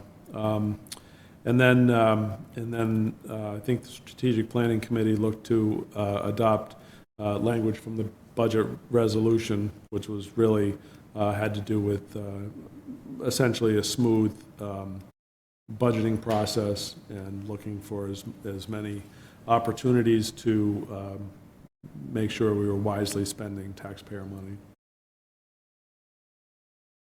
I think I got that all. So, Mr. President, do you think we're going to see the goals before the review? Hopefully, I mean, Do you want to ask the chair? Is that what you're asking? I don't If I bother can- the Finance if I- Committee, Mr. Chairman, so Yeah. If I can ask the chair? Yep, so we presented them to the council in June. We met in July for the revisions, and we did not meet in August. So as a council, we didn't start talking about it until after the election in April, which is when we talked about it in May and June, presented something to you in June, talked about it in July, again, didn't meet. So we will get something to you, but from a council perspective, we've actually never given him goals, and hopefully for this term of your contract, he will have annual goals. And what he's reading is the template that you've already seen and we've discussed. It's now just getting it in the process of an ordinance or resolution, whichever the right piece it will be, and get it approved by the 9 of us. So that's where we're at, if that's your question. So if we can meet in September, which is most likely highly unlikely, you'll see it at the October 1st meeting. Thank you. okay. What's after goals? And Items? happy to take any suggestions for next meeting. You can always email me, council clerk, president, and I'm happy to add items to the town manager's report. Mr. Chase? Thank you, Mr. President. One, Mr. Dutton, if I may just point out now, I understand that yesterday there was an incident at, I'm quite sure at the Williams School, that required some police intervention, which fortunately was very safely resolved. It was a matter of, I believe, a shell casing that was found on school premises. And the only reason I bring it up now and that I'd like you to discuss further with us at the next meeting is I did learn from a neighbor who informed me about this, that although this occurred at somewhere in the 10 o'clock hour in the morning, it was sometime in the afternoon before parents received a message about it, which happily was to say that there was no harm, there was no emergency situation, but nonetheless, the school had been held in lockdown for a period of a couple of hours. And after that, I believe, in my understanding, is that the point at which, kind of the all-clear message was sent to parents. But word had otherwise already begun to circulate through the town. And of course, the council had no indication of this. We were not informed of this in any form. And I think most importantly, the parents of these children waited for hours before they received any official notification about this. And I believe it was actually after the lockdown had ceased, had ended. And so I was hoping that for next time you could reacquaint us with a bit of the protocol that is in place with respect to notification, emergency notifications, whether to parents, whether, a reverse 911. Obviously, I think that it's critically important, and I think we have to better understand exactly how and how it takes place. So, Councilor Chase, can I just ask a clarifying question? So the notification to the parents would be under the responsibility of the school, of the district. So wouldn't that be a better question to be brought up at a school committee meeting? And I think it should be brought before the school committee. Frankly, just in conjunction with that, I think it's appropriate at this point, given those circumstances, that we reacquaint ourselves with the protocol that the town itself observes as to any incident of public safety concern. Yeah, I would agree with you on that. I think from the notification of the parents, that should be under the school committee, but I know we're not discussing it now, but I would agree with the fact that the lines of communication in situations that public safety is pulled in. We need to have a better notification system. I'm not saying every instance, but if there's a school lockdown, I shouldn't be hearing about it through Facebook. I agree. Okay, moving on to committee reports. Are there any committee reports? Any committees want to give a report tonight? Bill? Mr. Ward? I don't have to go first. You raised your Others hand can- first. I see any else. Others can go first. No. Okay, so I will give a Budget and Finance Committee report.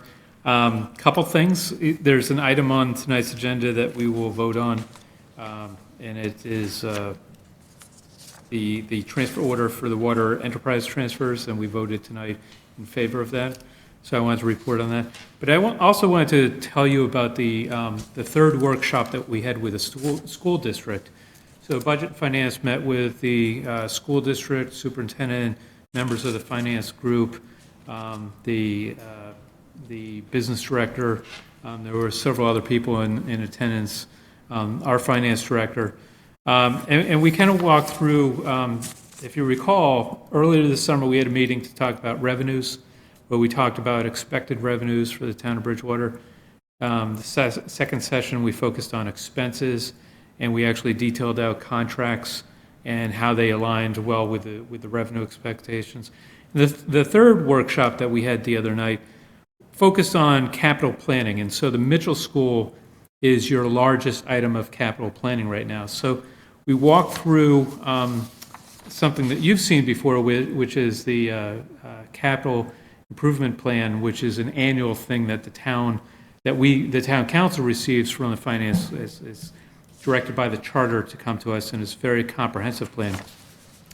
And we also walked through the district's plan, which, although it's had some updates, still needs some further updates. But what I've done is the item that Councilor Fitzgibbons mentioned before, I condensed what I found on the multiple capital plans kind of into one sheet, so you can see what we've got as a kind of a pipeline ahead of us. Excuse me. So the Mitchell School, obviously, we've talked about at length at $81 million with a carrying cost to the town of Bridgewater at 58%, which represents the amount that the town's going to have to carry in the vote.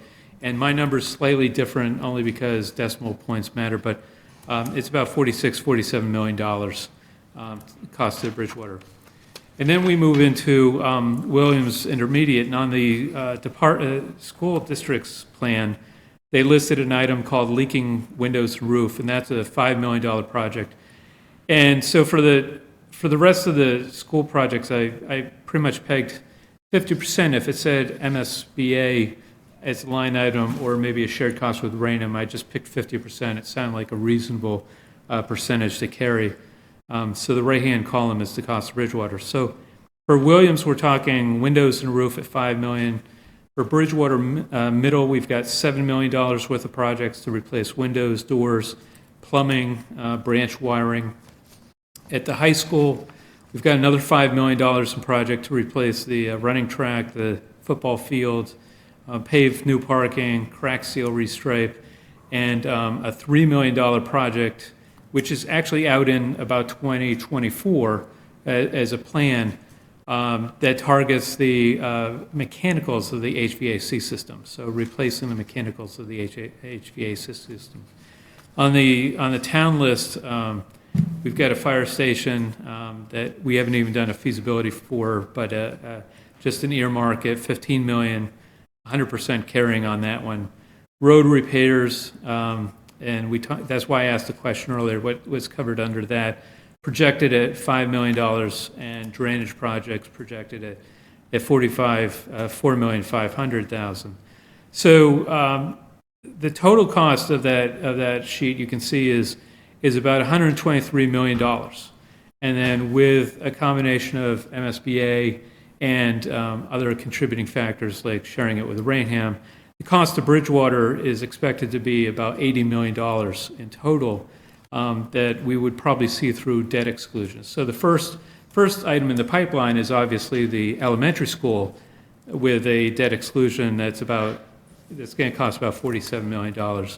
And then the rest is, plus $30 million of additional debt exclusions that we'll be asking the residents to vote on in the future. And you heard that, probably next April will be one or two items in general. So I want to just give you a summary of this.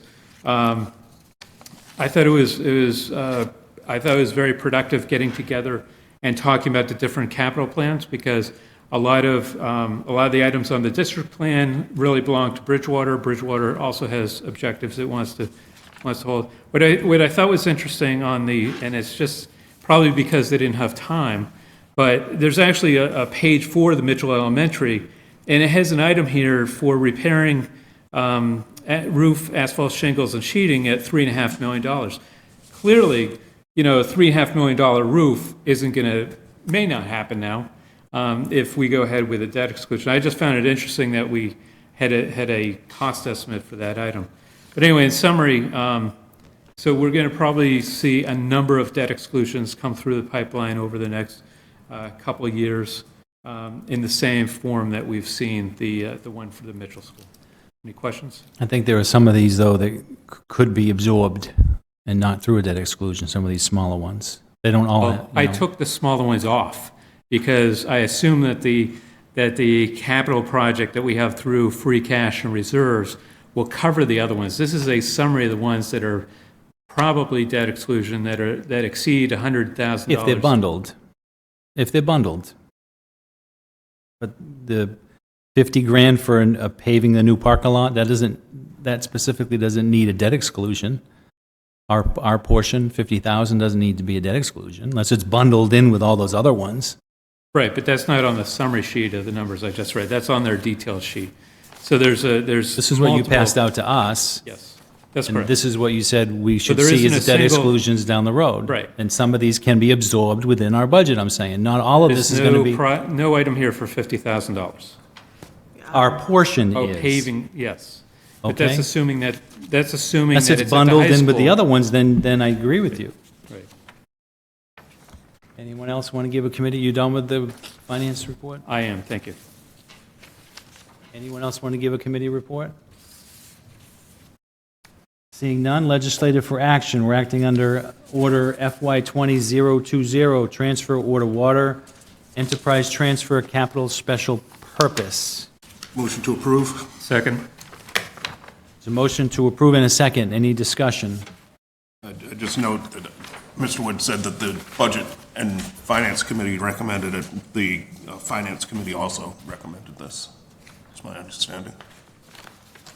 This does require a roll call vote.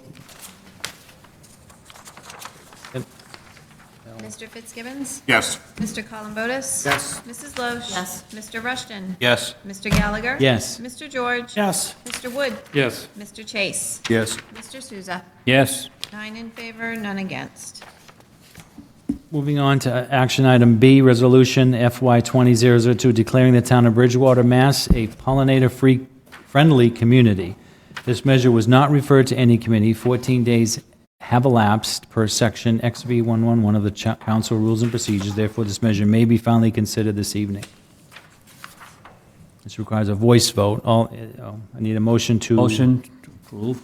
Second. There's a motion and there's a second to approve the resolution. Any discussion? Seeing none, all those in favor? Aye. Opposed? Passes. This requires a voice vote. Resolution FY 20003, handicap accessibility, the Academy Building. This measure was not referred to any committee. 14 days has elapsed per section XV 111 of the council's rules and procedures. Therefore, this measure may be finally considered this evening. This was presented at the last meeting. Entertain a motion to approve. Motion. Second. There's a motion and there's a second. Any discussion? Mr. Columbotus. I'm just, resolutions usually express an opinion, right? And so this, I'm not sure, this seems like it should be in order. I would agree with that, because we're requesting the town manager to investigate. Wouldn't that be under an order, not a resolution? I don't know if it's too late to convert it to an order, if it, No. Mr. That matters. Go ahead, Mr. Souza, yeah. Yes, I believe the town manager had told us that he was looking into it, getting figures through the building official's office to see what is necessary to be done and the cost, and then he would bring that back to us. I'm sorry. Yep. The, Counselor Sousa is correct. We are just waiting on getting pricing back right now, so. I think to Mr. Columbotus's point, we are requesting and resolving that you report back to us. I don't know why that it doesn't work for you as opposed to, I mean, I don't care. I'll defer to the town attorney. Well, if you want it as an order, it would have to go back through the process as an order, because it would be a whole different. Does it have to be an order? Is this an order legally? That's my question Well, for you. a resolution is usually a non-binding statement of opinion. And is this binding? There's nothing binding about any resolution. Okay, so it is a statement of opinion, even though that we're requesting he do something and that we're resolving that he reports back to us. It sounds like you're stating that as an opinion, so there's no obligation by anyone to act All right, on this. good enough.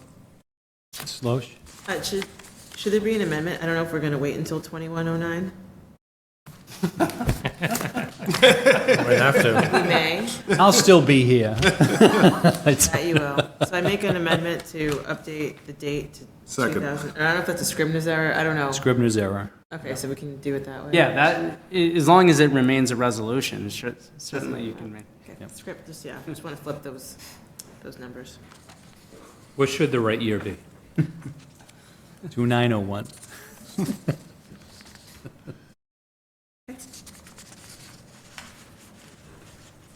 So there's a motion and there's a second to adopt the resolution. Any further discussion? All those in favor say aye. Aye. Opposed? So the resolution passes. So I assume that when you get the actual pricing, an order would come through anyway. Right. Correct. Yeah.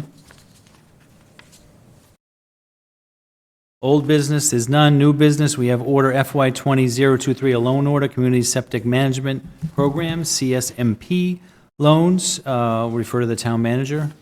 Mr. President, this loan is essentially replenishing the funds that we get every several years to provide the Title V replacement program through our health department. So there's no cost to the taxpayer other than the borrower from the individual borrower from the fund.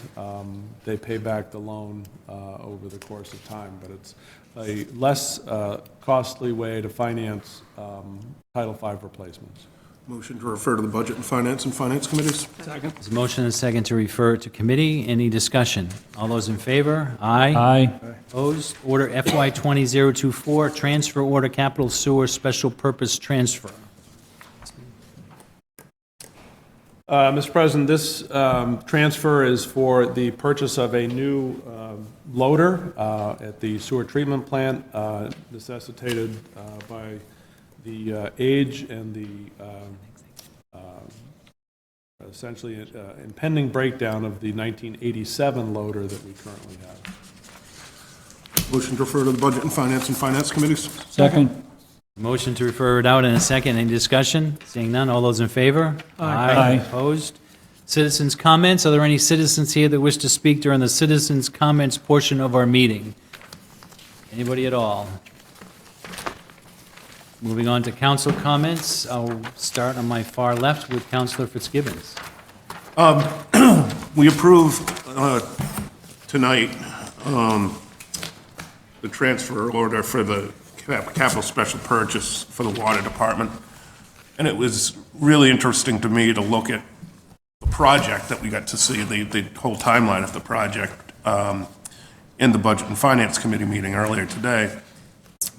And this whole project has started out in 2015. We're just getting to the point where we're getting to 90% design. Not because we're holding up the ball, but our friends in Boston are doing it, just like they've done with the Mitchell School. So, you know, it's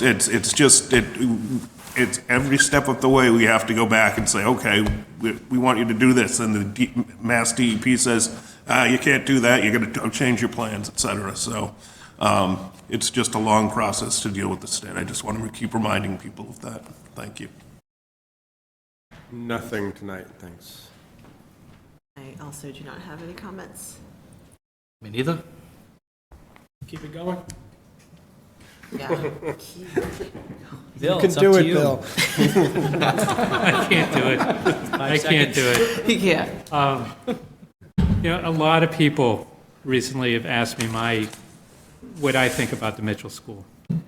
And, the committee did a tremendous amount of work. Downstairs, there's like a 5-inch binder of detailed information. I think to me, it probably comes down to a couple different things.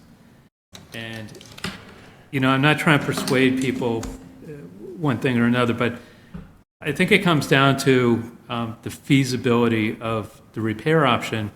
And I feel at this point that we haven't done a detailed analysis of what that actual cost would be.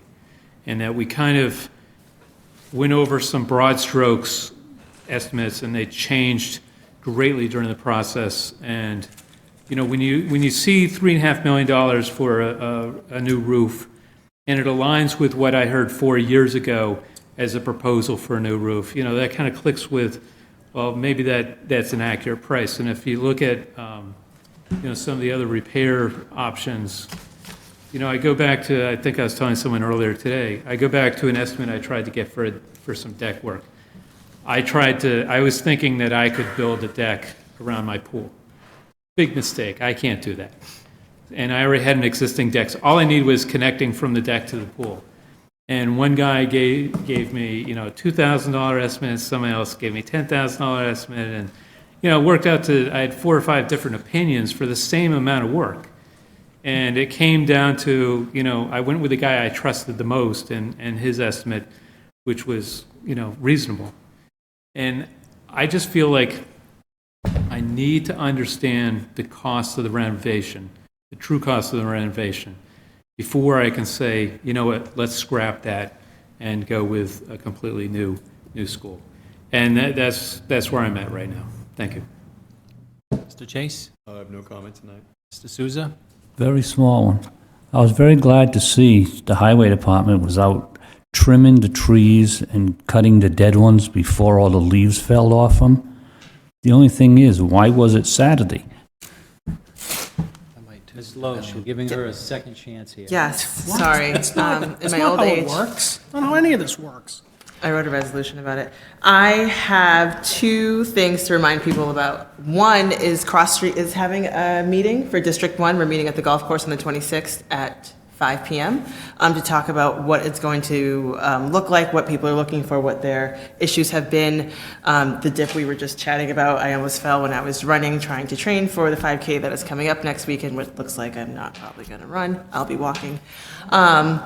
And the second piece is the election that's coming up on October 19th. You have to be registered to vote. To be registered to vote, you have to do it by September 30th in town. So please go down and visit the town clerk's office. If you're not registered by September 30th, you would not be able to join us at the ballots on October 19th, which is a very important vote, and we want all eligible voters to be there. Thank you. And I think it's very important that when any of us host an informational session, as Councilor Wood has done in the past, Councilor George has done in the past, and others, that it's important that hopefully the citizens come out and listen to us. It's a good one-on-one, is I've experienced. So I appreciate the efforts that we make to try to do that for our constituents. Other than that, I don't have any other notes to talk about tonight. So I think we're pretty much done here. Actually, I'll entertain a motion. We need to go to executive session? No. Oh, I move to adjourn. No? A second. Those in favor? Aye. We are adjourned. See you